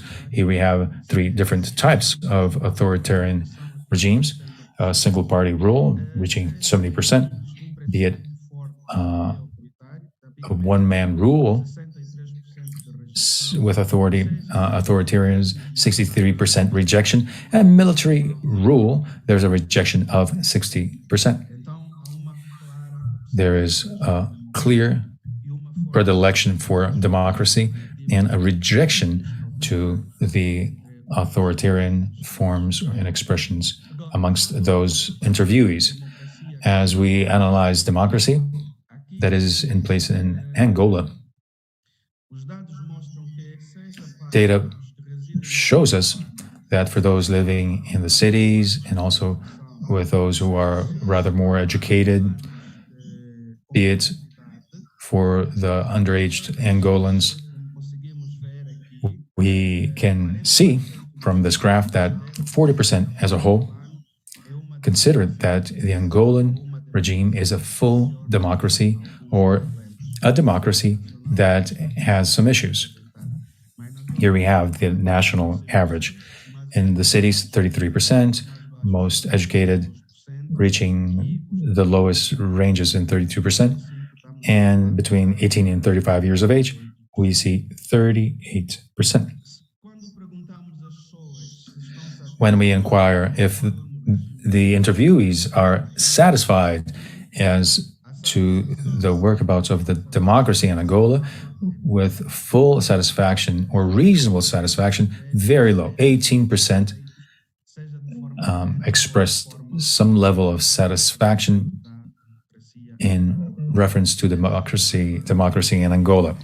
This leads us to think and realize that there is a clear predilection for any other options but democracy. Others have deemed the full democracy as the one being enforced in Angola. Those living in the cities goes to 13% of satisfaction, and it's even lower for the most educated and for those between 18 and 35 years of age, 15% satisfaction. Here we have a summary of the results. In democracy, we say that 40% choose democracy, only 23% can consider alternate systems. There's a clear rejection to the authoritarian options. 40% consider full democracy as the one being adopted, and only 18% are satisfied with the developments of democracy in Angola. In regards to the political participation, it is rather low. Well, here, accepting those who are around 48%, actually 68% voted during the last elections.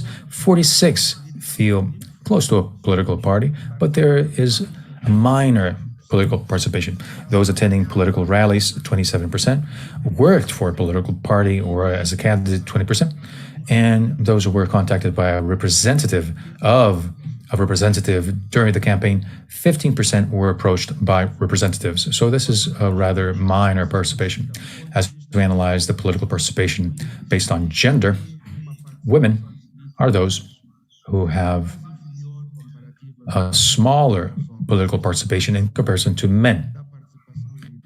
Here, to the exception to the case and participation, 71% men, 65% of women voted.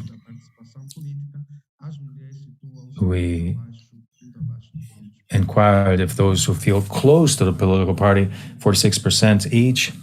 And this was an undertaking to try to foster the greater participation of women.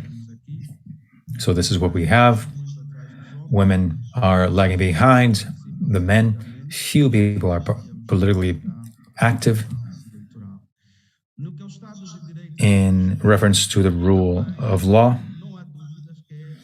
here there are no questions that a great majority of Angolans are very incisive in protecting this mode. 61% agree directly that the government must be aligned with the law. As we analyze by gender, we have 60% in women, and when we analyzed the region, 50% rural, urban 67 in terms of education, post-secondary education, around 80% of those believe that government must be aligned with the rule of law. And when we analyze the age brackets, those underaged are those who are more in agreement that the government must be aligned with the rule of law. As we analyze the presidency and its undertakings, more than half of the Angolans believe that the president must abide by the law and the decisions of the higher courts. As we analyze by gender, the men are those who champion this aspect the most. When we analyze by dwelling, you see a slightly higher percentage in urban.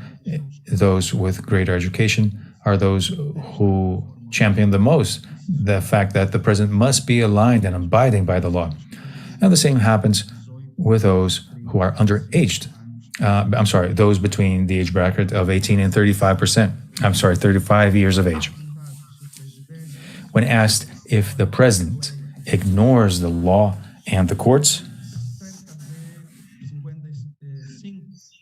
55% states that sometimes or never the presidents ignore the law and courts. And 22% says that the president does not abide by the law and courts. This is interesting because this is a survey that took place 2 years after the election of the president and somehow an assessment of his performance. If the law is applied in an equal manner, here analyzing if there is an equal treatment under the law, we see that 44% deem that the law is most of the time applied in an unequal manner. There's a discrepancy in terms of the application of the law. We see that the higher the education, 60% of them deem that there is inequality facing the law. And when we analyze the age bracket of 18 to 35 years of age, 46% deem that there is no equality facing the law. Official impunity, be them by civil servants or civilians, those who break the law. Here, there is a discrepant perspective. This year, we undertook a study to be published in November that considers longitudinal aspects.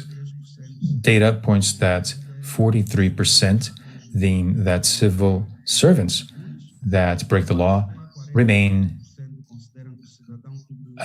not abiding by the law, and the law does not reach them. These are the findings, succinctly posed, and I believe that I still have some time, right?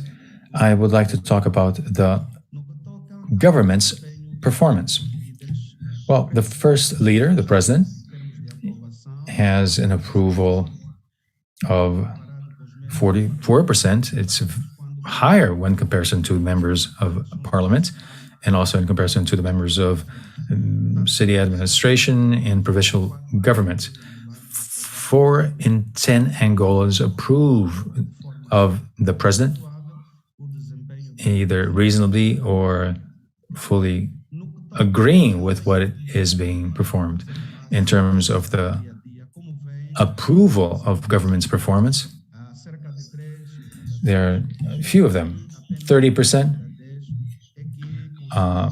see that the government is tackling corruption, and at last we see that the maintenance of prices, dealing with inflation, only 13% of the interviewees deemed that the government was keeping prices stable, and 15% they believe that the government is narrowing the gap between rich and poor. And we see 15% see that they're improving the living standards of the poor. 16% believe that government is indeed creating jobs. And the macro economy of the country believe that, well, 18% believe that government is managing the economy, and only 18% believe that the government is managing the economy properly. 21% addressing the needs of young people, and 24% believe that the government is improving basic health services, and 24% believe that the government is providing water and sanitation. 26% believe that the government is reducing crime, and 27% believe that the government is maintaining roads and bridges, and 27% believe that government is preventing and resolving violent conflicts. 29% believes that the government is addressing educational needs, and 33% believe that the government is providing a reliable supply of energy and power. And here, at last, the one most important item, 34% of the interviewees believe that the government is fighting corruption in the government. Here we have everything summarized as the outcomes and key findings. As I mentioned, the assessment of the development of the government is rather low. Com licença, se você puder começar a terminar, porque... É o último. Ok, ótimo, obrigada. É o último. O último tem a ver And com... the last one, it's about a question that takes a lot of people in a political way, the referendum for Cabinda, the political administrative status. Here we try to take in consideration the realization of a referendum of the political administrative status of Cabinda. As you can see, the residents of Cabinda, 7 in each 10 defending this option. But afterwards, the rest, it's very weak. Only 12% of them will have this option. For the residents of Luanda, about 2 in each 10, and the youngest, 2 in average 10. So again, we only 2 in every 10 defends this political attitude of administrative status in Cabinda be part of a referendum. I thank you the opportunity to take part of this event, and I will end here. Thank you. Thank you very much. I think that's super interesting. I very much enjoy hearing all of the findings, and I look forward to hearing what the responses are. So first, let me turn it over to Albano Agostino Troco.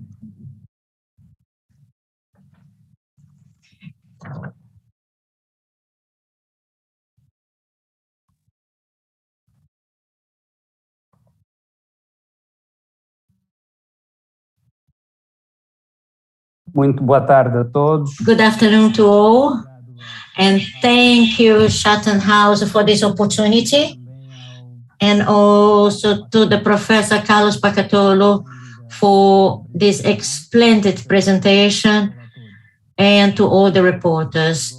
I will carry on now in English. This is an insightful report.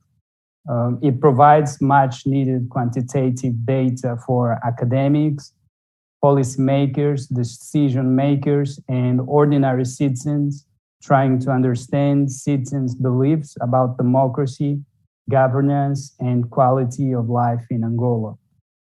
Although the report is now available in Portuguese, this should not prevent us from asking, why did it take almost 20 years and 7 rounds of surveys for Afrobarometer to run its first ever survey in Angola? The results of the survey should be read in the social, political, and economic context in which the interviews were conducted, that is November, December 2019. We need to remember that at the time, President João Lourenço was still on his honeymoon phase, and there was optimism with his promise to put an end to governance plagued by corruption, nepotism, and impunity. The COVID-19 pandemic was also in its initial stages, and its impacts on the economy were not yet being felt by ordinary citizens. The context has changed, and I believe that if Afrobarometer and Avilon were to conduct the same survey today, it will get different results. However, several issues in the report remain topical. I will look at three: democracy, the courts, and the nature of the fight against corruption. According to the report, the majority of respondents, 39.8%, favors democracy amongst other forms of government. However, 35% of the respondents are unhappy with the way democracy works in the country. I think the question that we should be asking ourselves is Angola a democratic country? To answer this question, one needs to transcend legal provisions and look at the actual workings of state institutions. The report also shows that the majority of respondents, 22.5%, believe that Angolan courts make rulings that favor certain individuals or political parties. This is a serious matter as it suggests the existence of politicized justice. As the country prepares for elections next year, this view seems to get traction, especially when one looks at the controversy surrounding the Constitutional Court, which also works as an electoral court. For instance, the fact that it has not registered any political party in the past 6 years, the appointment of a deputy minister and a high-ranking member of the ruling party to head the court, as well as the case surrounding the legality of the processes surrounding the Congress that elected the leader of Angola's main opposition party. Finally, there is the view on the nature of the anti-corruption struggle. According to the majority of respondents, which amounts to 26.7%, the fight against corruption was a political strategy used by President João Lourenço to sideline political opponents within the ruling party. The perceived selectiveness of those targeted in the process and the fact that it has been slowly ebbing away from public discourse takes us back to the issue of politicized justice, which does not bid well for the country as it seeks to attract much needed foreign investment.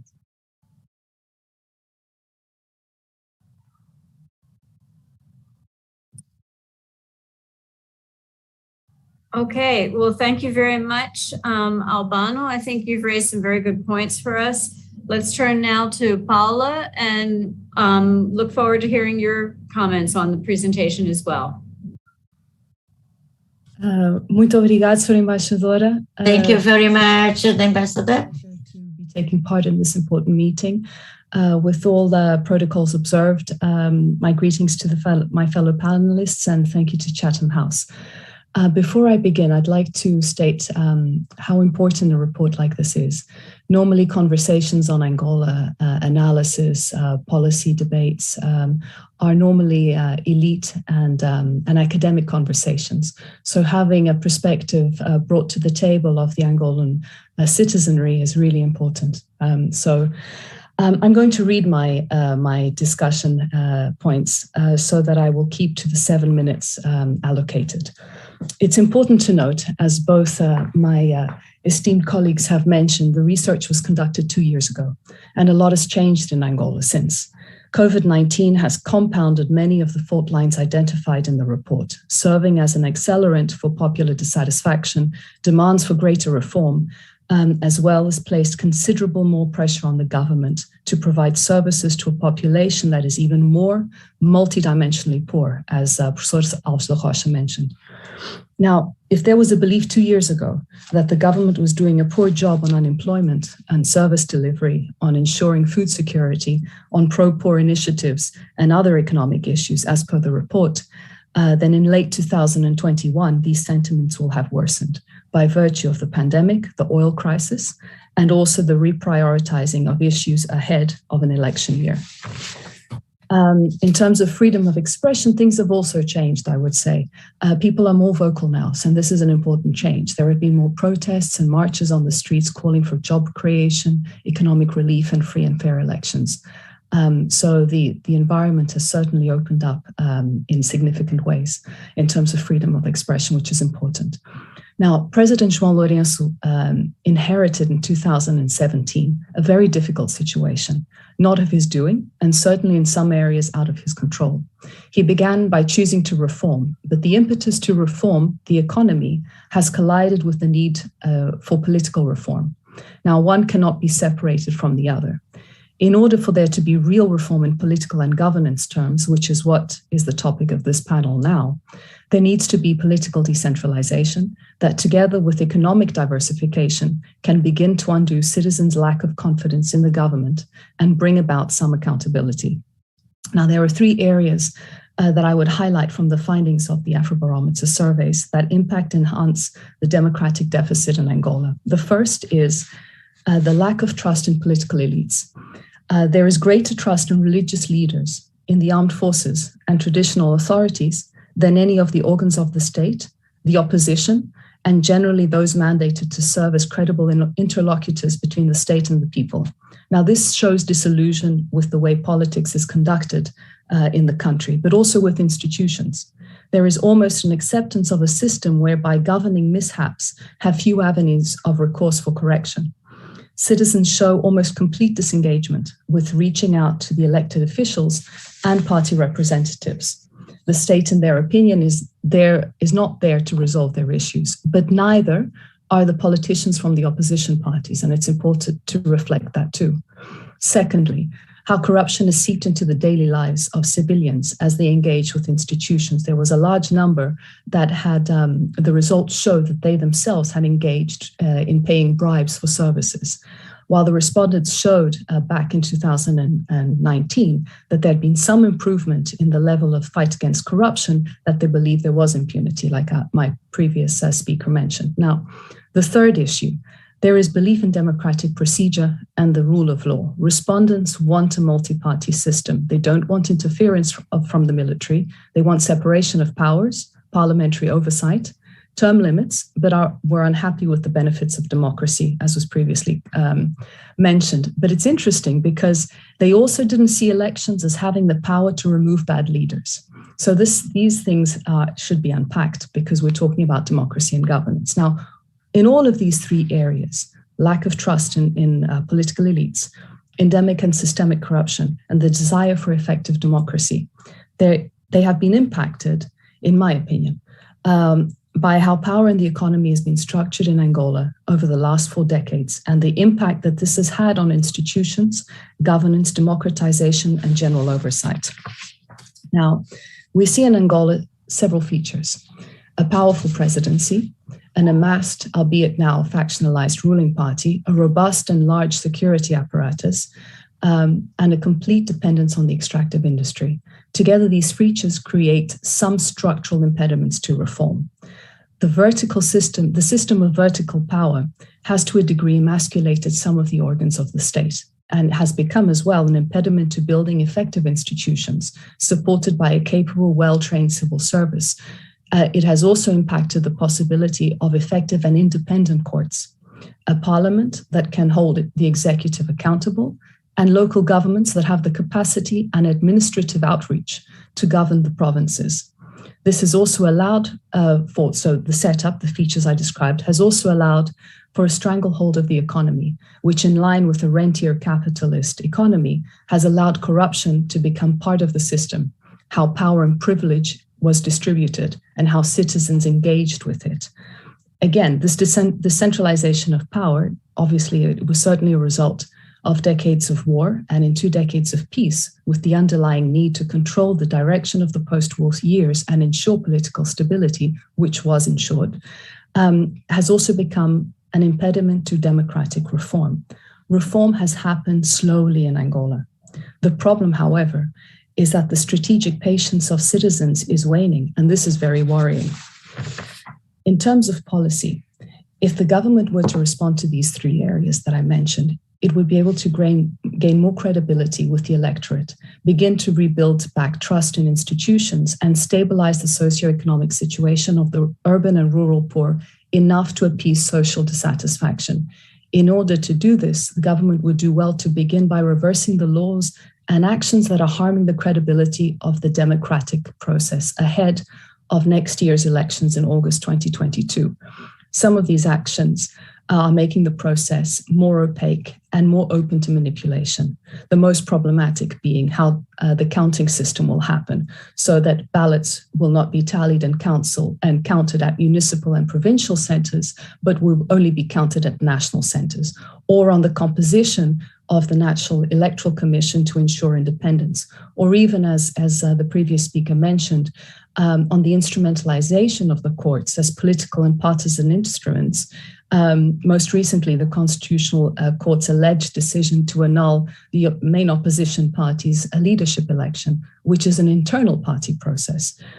So to finalize my comments, the next 11 months before the elections will be crucial to make the difficult changes necessary in fighting corruptions within the current administration, in ensuring elections are truly free and fair and perceived to be truly free and fair, and investing in areas that will generate employment and sustainable growth. Thank you.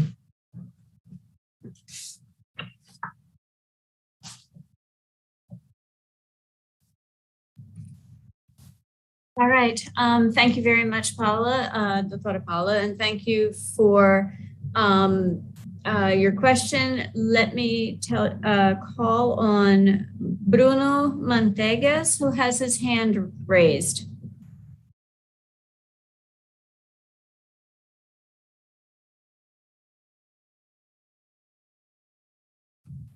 I'm sorry, it was a mistake. I didn't raise my hand. I will raise it later. Thank you. Okay, no problem. Thanks very much. Let me throw out a question then for our panelists and also a comment.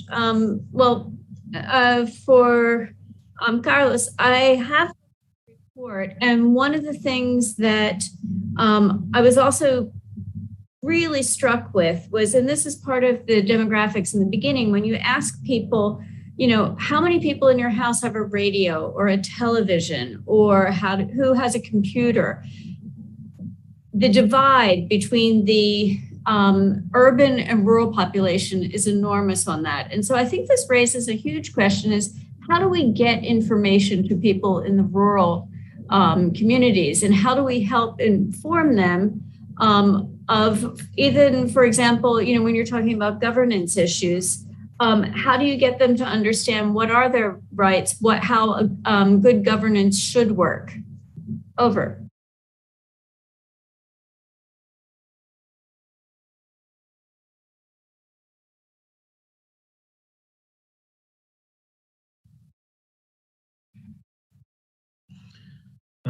Posso? May I? Thank you. Bom, primeiro vou começar. First, I would like to say that I would like to thank all the comments that was there from Urbano, Cristina, and all the feedbacks that I received, including from the ambassador. It is true that the study has already 2 years. As I announced in the beginning, we will go for the second inquiry. In November, we start to collect data, and we expect that with the Afrobarometer data collected every 2 years, when we have the package of 2021 ended, we can read the both report. And this will give us a different idea, a different image. Why 20 years Afrobarometer arrived to the situation that is now? Afrobarometer it has two main purposes. That there is a national sense. Angola only made in 2014. And the second, there is an opening, political opening, which allows free circulation, allow us to interview people, to give expectative to the people being asked. In the position of a barometer, with João Lourenço president in his speech, and all the advertising he's been making, the conditions were being based on that Angola would be added to it. And in our position, Afrobarometer was not wrong. It is true that the report that we distribute that has much more information. The inquiry has 100 questions, as we already mentioned, but the reading, it was aligned with what we presented here. I just would like to say one thing. There is a block in the counter-specific question. It's good if you look at the block, because in that block we prove three major questions that were in debate. First was the revision of the Constitution. If you look at the report, we will see that our questions were not the questions that were presented in the proposal for the president and the one that was approved. We had questions like separation of elections of presidents and the deputies, and we asked the Angolan people about it. We had also questions related to the possibility of the parliament be able to say something to the nomination of titular of the PCA, of the Sovereign Fund, the National Bank, those important institutions. We asked this to the Angolan people, and this also didn't come in the revision. And also we had the question about the statute of the administration of Cabinda. We also considered the possibility of President João Lourenço politicizing the combat of corruption or the selective tackling of such issues. That meant that we did not have enough time to bring a proper assessment. And opinion studies are very important. The Africa Barometer points to this reality. Give voice to the peoples and have them express their concerns. The expectation of the Africa Barometer point to this, to consider not only the opinion of the pundits, but also to give a voice to the people, have people have a say. And Afrobarometer points exactly to this. So these are the aspects that I captured from Albano's and Cristina's speech. Now, how to consider data from the rural areas. The data points that 35% of the population lives in the rural areas. The challenges are exactly that. If we analyze the challenges referring to poverty and the situation, dwelling, housing, we will see that the poor people pay a greater portion of that debt. The problem in our perspective is not the privation of goods, but most of all, the restriction to the exercise of citizenship rights. The poor are considered the Angolans in the condition of extreme poverty. 34% of them are in this echelon. They have to pay on the side kickbacks to have access to police services, education, health services, and on and on and on. So the Afrobarometer considers 8 languages in Angola, including Portuguese. So the first option of the Afrobarometer is to bring the survey in the original language. We have 7 national languages plus Portuguese, 8 languages. So in second place. In the exercise of publicizing the data, Afrobarometer focuses on the community gatherings. We go to the venues, the sites, collect data. We go back to the community to share the outcomes of our undertakings. But COVID the pandemic hindered us from doing this, sharing the results of our works. Our expectation is that the data to be published in November, based on this year, as we publish that in 2022, we might have the chance to visit them, and if the sanitary situation allows for our visitation of these communities. We want to see these demographics. We want to work with the civil representatives, civil society, and also to present them the results. Up to this present day, the Afrobarometer did not raise the funds necessary to analyze the equal number of interviewees. We had 2,400 in the past, we only have 1,200 in the present. So the smaller the sample, the less precise and significant is the data collected. Thank you so much for your attention. Carlos, thank you so much. Have hands raised. I see Alves da Rocha. If I can turn it over to you, and Ken and Alamba, let us know if we saw your hand go up and come down. So go ahead to Alves first, and then Ken second if indeed there are two questions. Thank you. Ok, senhora embaixadora, muito boa tarde, muito obrigado. Ambassador, thank you so much for passing me the floor. Can you hear me? Estamos a ouvir, não há problema. Yes, perfectly. Thank you.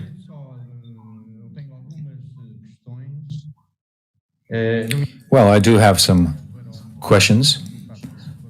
First, referencing the barometer, that are the results, the outcomes presented. But first of all, I'd like to greet Paula Hockey, who's been here with us at the SEIC, S-E-I-C.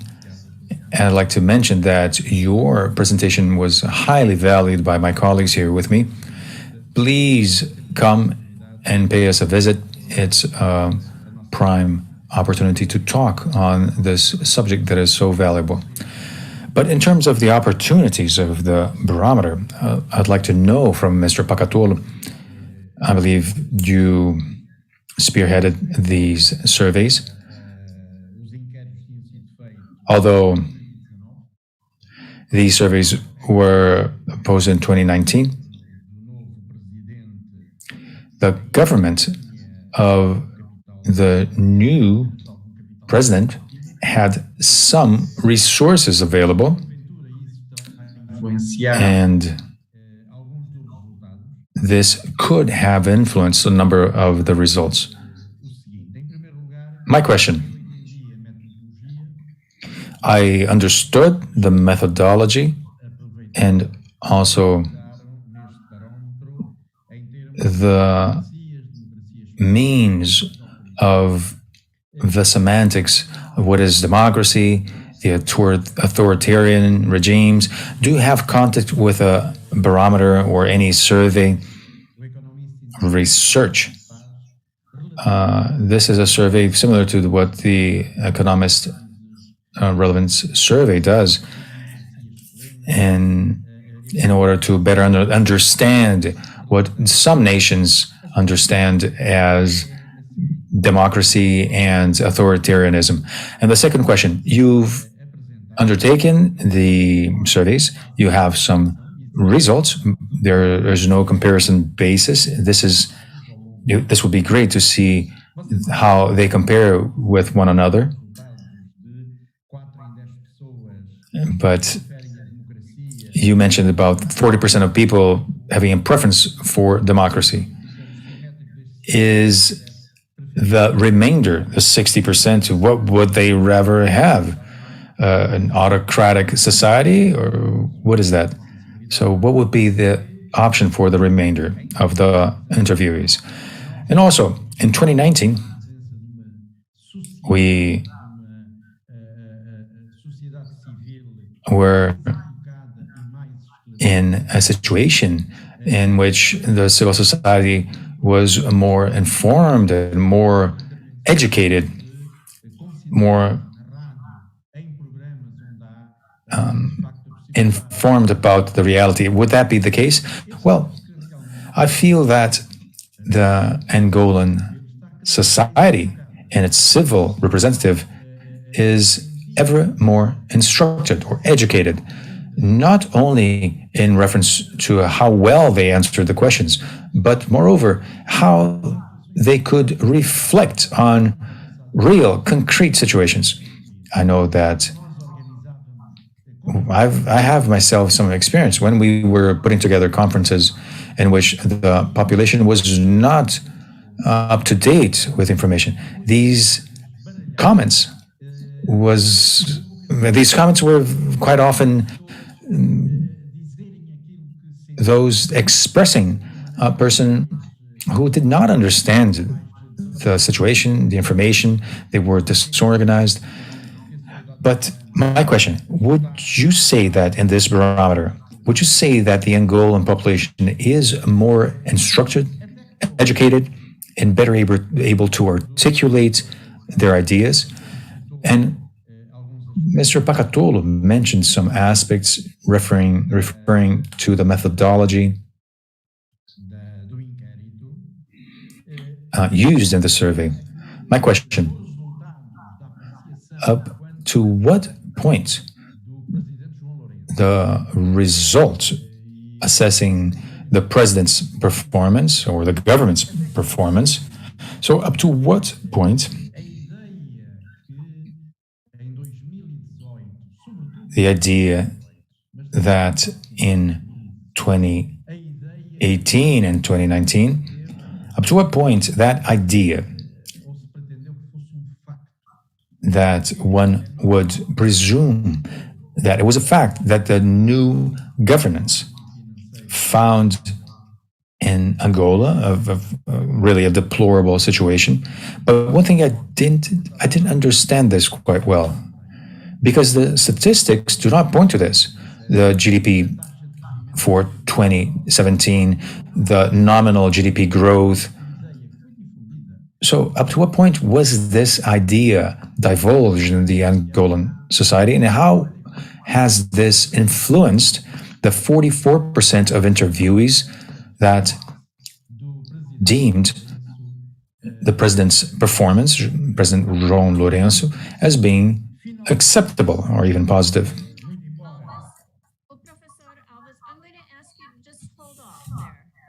Because I have some other people in line with questions and we're running. Okay, thank you. Thank you very much. Okay, so I'm going to take the other two questions and then we will turn them to the panelists and ask you to answer, take a look at all of them. Can I also cede the floor now to Anna Nkongo and just ask you to be quite short in your questioning. Over. Yeah, alô. Boa noite. Ou boa tarde. Good evening, good afternoon. Thank you for having me. My question makes reference to the Afrobarometer in regards to the 2019 survey, which gave a good position to President João Lourenço, and I think Manuel posed the same question. One thing I would like to know,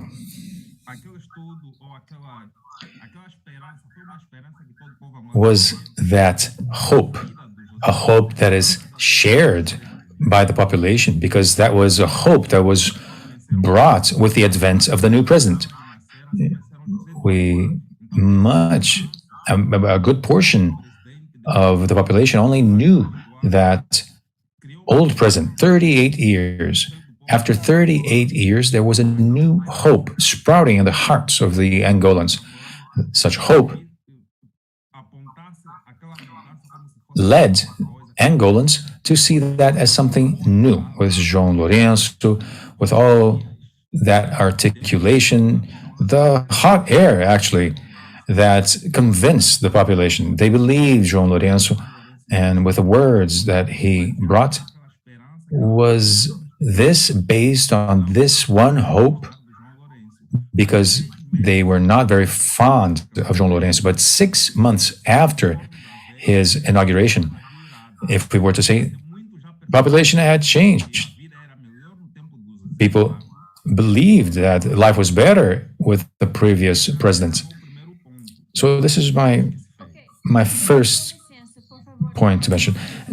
Now, I'm sorry, this is not a moment for considerations. It's a moment for posing your questions, please. Our time is very short. Okay, question. I'd like to know the following. Do the Angolans believe that the democracy we have in Angola currently, is it good as we compare it with dictatorship? Question. So is Angola a democratic state, really? Is there democracy in Angola? Second question. What are the investments made by the government in order to make the youth sprout? Because Angola is a young country. There are more youngsters in Angola. The strength and the human capacity is immense. There are many youngsters in Angola. What is the plan of the government to invest in the youngsters instead of bringing labor from abroad? We need to focus on the youth. These are my two questions. Thank you. I would like to ask Ken Alalamba. I also see Muma. So we'll do it very quickly, then to Ken and then Muma.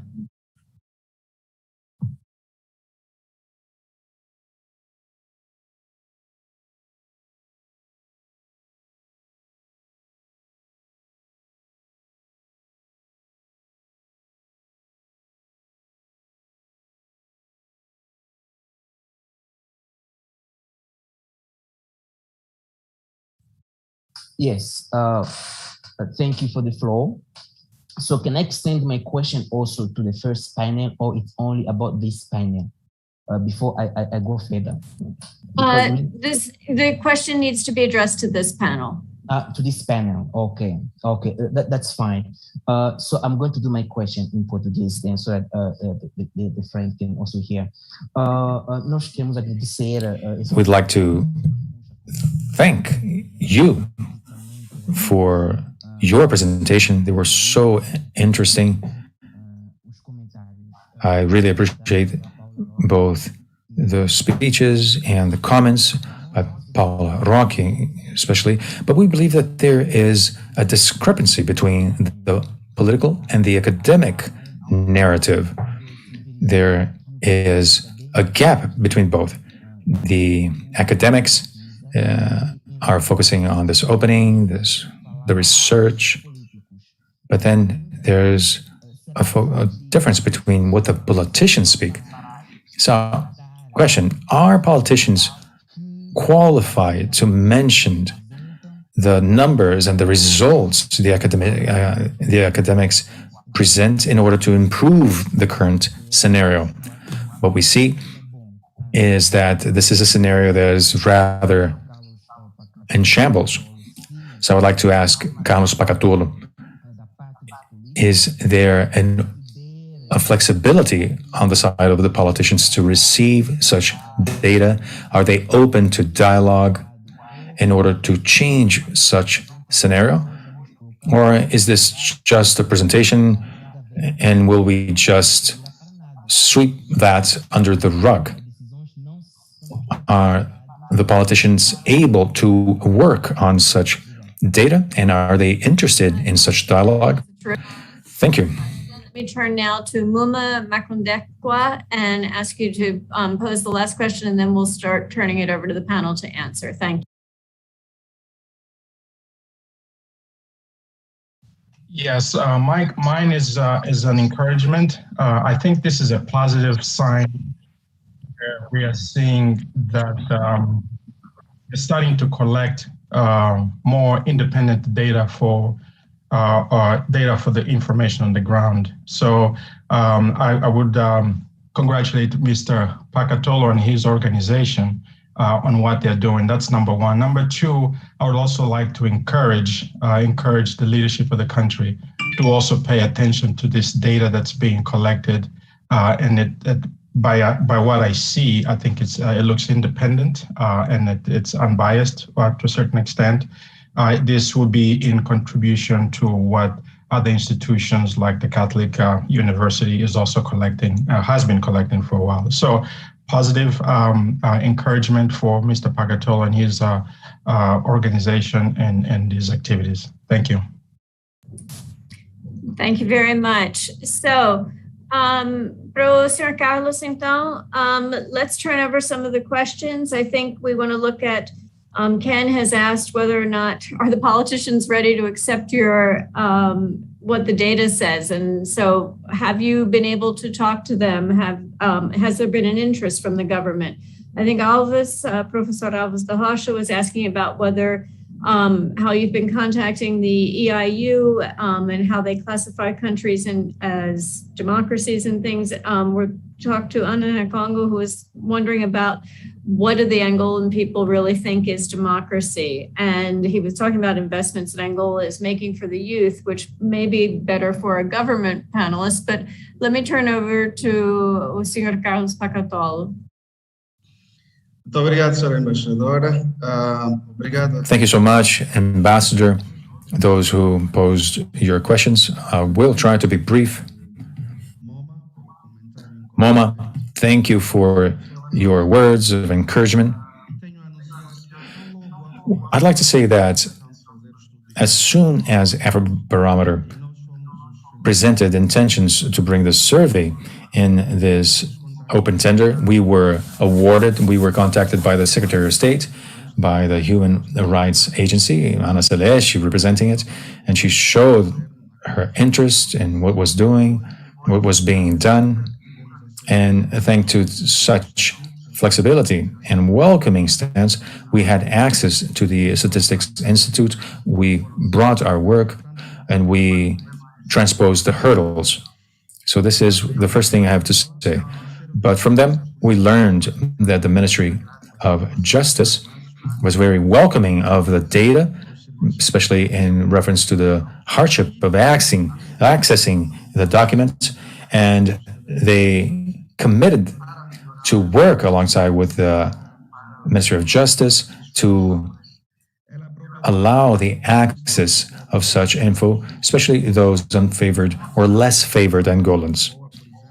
On the other hand, we didn't have a very good, positive response by the Ministry of Interior. The police was seen as the most corrupt institution. This was the opposite perspective, especially mentioning Ana Celeste. We've been doing this for 20 years in various qualifications. Afrobarometer chiseled our skill to better understand what we are and how we compare to other nations. In regards to Ana Congo's question, is Angola a democracy? That was the question. If we were to see the data from Afrobarometer, the answer would be no. When we share that,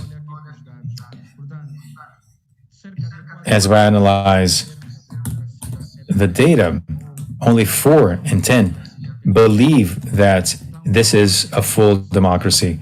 The great majority believe that the Angolan regime is not democratic. This is my direct answer. They would answer, well, if we look at the data, it's not a democracy.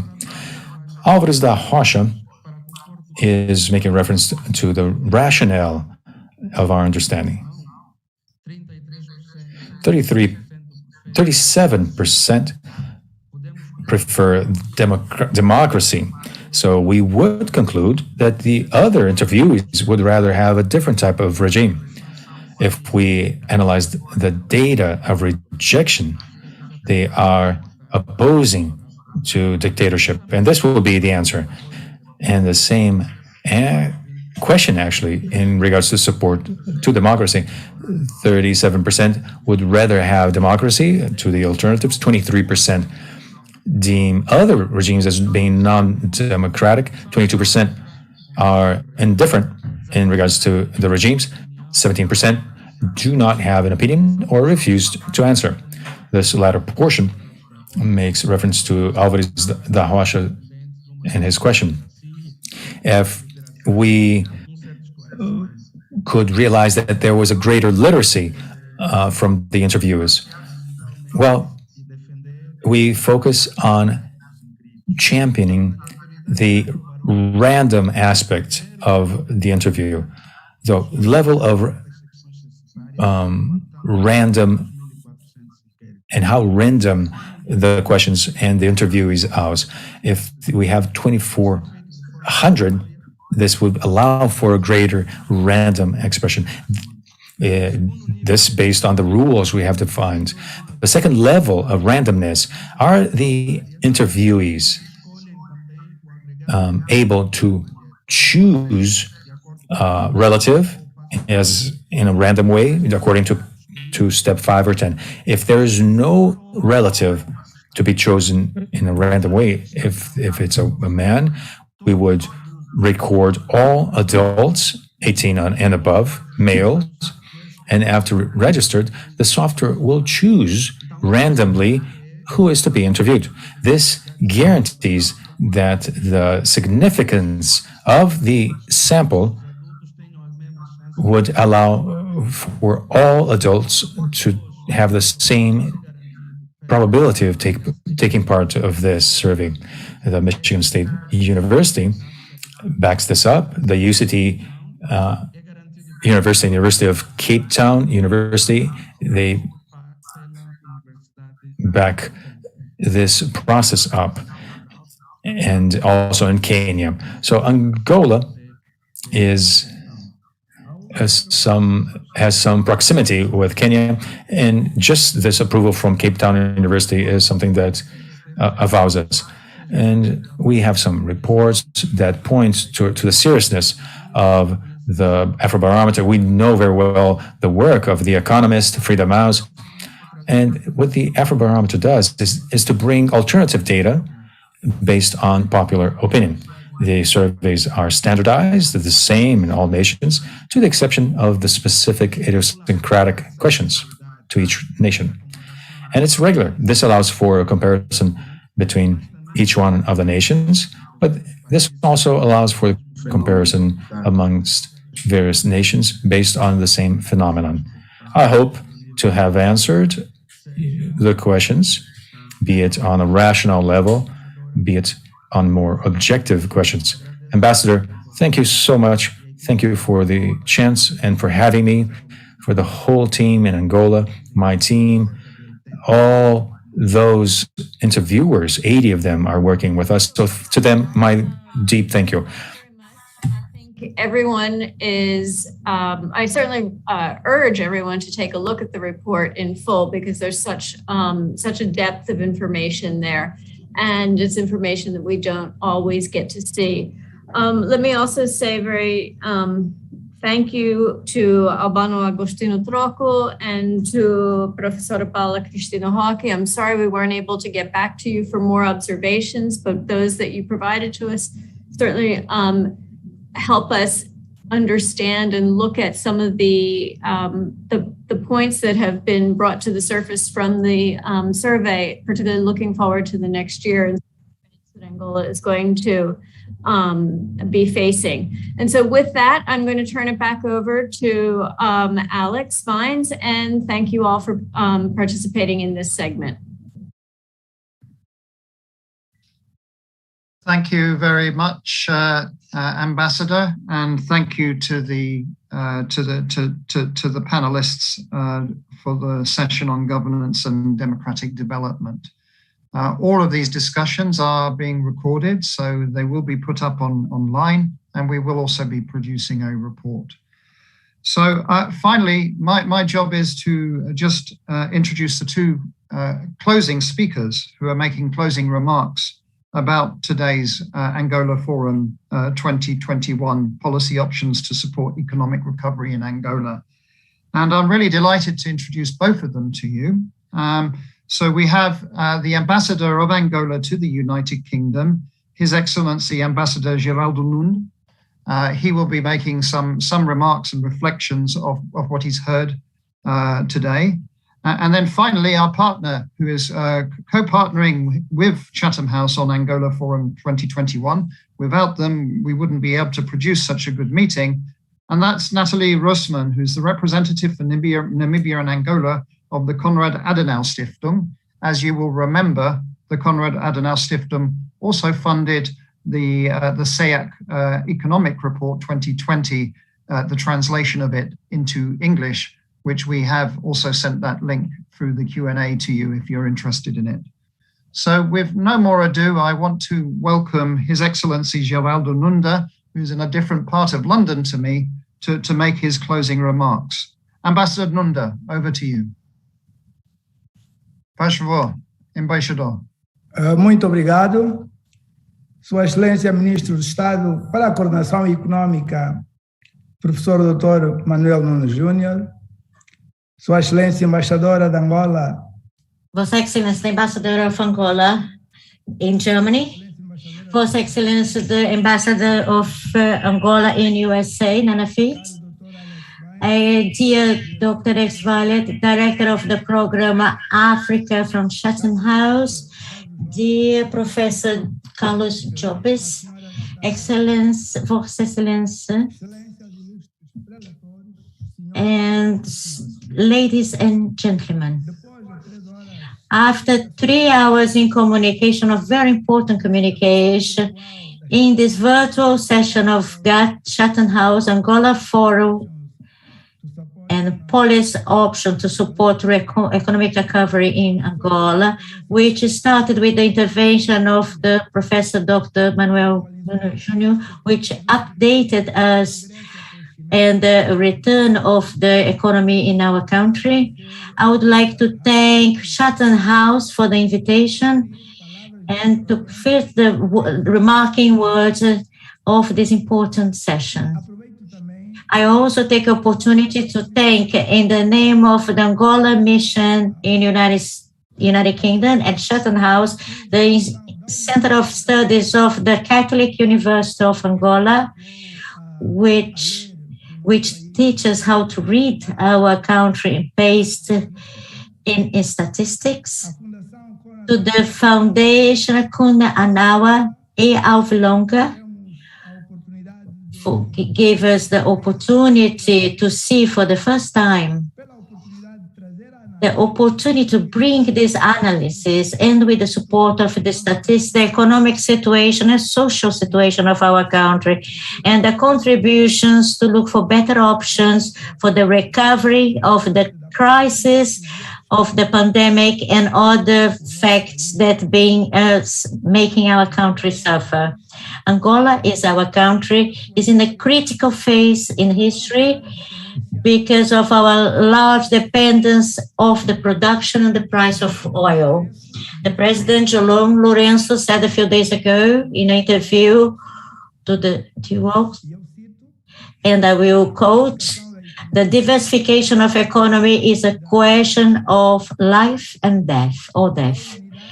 The humanity, you face the change of the dangers of the challenge, climate changes that affect the life of every single person in our planet, has been transformed in the subject that must be dealt when we talk about growth and development of the nations." For this effect, in Angola, we need public investments and private investment in the fundamental areas, and to believe in the priority in the formation of a production population by education, quality education, from the primary education until the superior education, which is a sine qua non condition for the development. Education, health, sanitation and habitation with dignity are the basis for the social well-being that our country will need to reach. We count with your studies from the center studies, from the strategic center studies, and the investigation of the Catholic University, Obilonger, and all the other actors that been working in the research, so we can support our government with answers, suggestions in favor of the consolidation, the democracy, and the state, and the right of the state for the development of our country and the future of peace for the Angola and the Angolan people. To all of you, thank you very much. Ambassador, thank you very much for reflecting on the last several hours of discussion that we've had on Angola Forum 2021 and the policy options to support economic recovery in Angola. All of us are looking at how we can support Angola in diversifying its economy and getting pro-poor growth. So thank you very much for underlying those remarks. It now leaves me to hand over to Nathalie Roosman, who is the co-organizer of this Forum 2021. And Nathalie, please, I'll hand over you to make some final thoughts and remarks. Yeah, thank you very much, Alex. His Excellency, ambassadors, honorable ministers, ladies and gentlemen, all protocol reserved. We are delighted and proud to succeed in hosting this Angola Forum 2021 in partnership with the Centro de Estudos de Investigação of the Catholic University in Angola, and also together with our partner Chatham House. As Konrad Adenauer Foundation, we are aimed at promoting democracy, justice, rule of law, good governance, and market economy. All issues has been included in our crucial discussion today, and we promote this on the national and international level. Well, since economic growth can only be enabled within the context of a democratic state, we will continue our work through different activities and networking to strengthening these elements and pillars. And this Angola Forum 2021 is just one effort. In this forum titled Policy Options to Support Economic Recovery in Angola, we found out that Angola's economy can no longer solely rely on oil revenues run by the state sector. There is a huge need to diversify the economy, to include and to empower the private sector, and also to reduce the amount of imports. Speaker mentioned that before, the example with the beverages, that there's no factory who can produce that. And also very important, of course, to attract the local and international investment. Well, the COVID pandemic has changed our world completely. New challenges has to be faced, such as the rebuilding of the health system, but also bearing in mind the social security system. This is also something which determines the livelihood of each individual. And also to mention the access to vaccine, what's mentioned earlier by one of our ambassadors. Well, but on the other hand, the crisis do also have a positive side, as I am an optimistic person. On the other hand, it also opens windows and space to new development. Let's look closer at the ICT sector, technology, digitalization, and also, of course, in general, attracting the potential of the private sector. That might be the way out of this economic crisis, also pointed out in Professor Darash's economic report. It's all about creating new jobs for the youth, since we remember what's been said that Angola is a young country with a lot of youngsters. And it might be the way out of the recession. At the end, to reduce poverty and to get a better living situation, living standards of its citizenships. Well, with the loss of many lives during the corona pandemic, we as human beings barely experience how vulnerable we are. That might also change our mind and our attitude, how to make better use of the natural resources in a more responsible and sustainable manner. Renewable energy and blue economy, just to mention a few of these topics. This can be really a huge potential also in creating jobs and bringing investment into the country. Ladies and gentlemen, I warmly recommend the Angolan Economic Report to take these fundamental data and economic analysis as a tool to forecast and to develop policies and appropriate measures on economic recovery in Angola. Since economic growth and democracies, they are like brothers and sisters. They must go line in line and support each other. It cannot be seen separately. I think this has also been mentioned earlier by His Excellency Ambassador. Well, this report is available via Chatham House, as already discussed earlier and pointed out. It will be also available from tomorrow onwards on our CAS website. And if some of you are somewhere around Windhoek, because we are here located in Namibia office, just step by in our office and you can take also this economic report as a paper book. With this, I thank all panelists, stakeholders, and participants around the globe for attending and sharing an enlightening discussion on this crucial Angolan Forum 2021.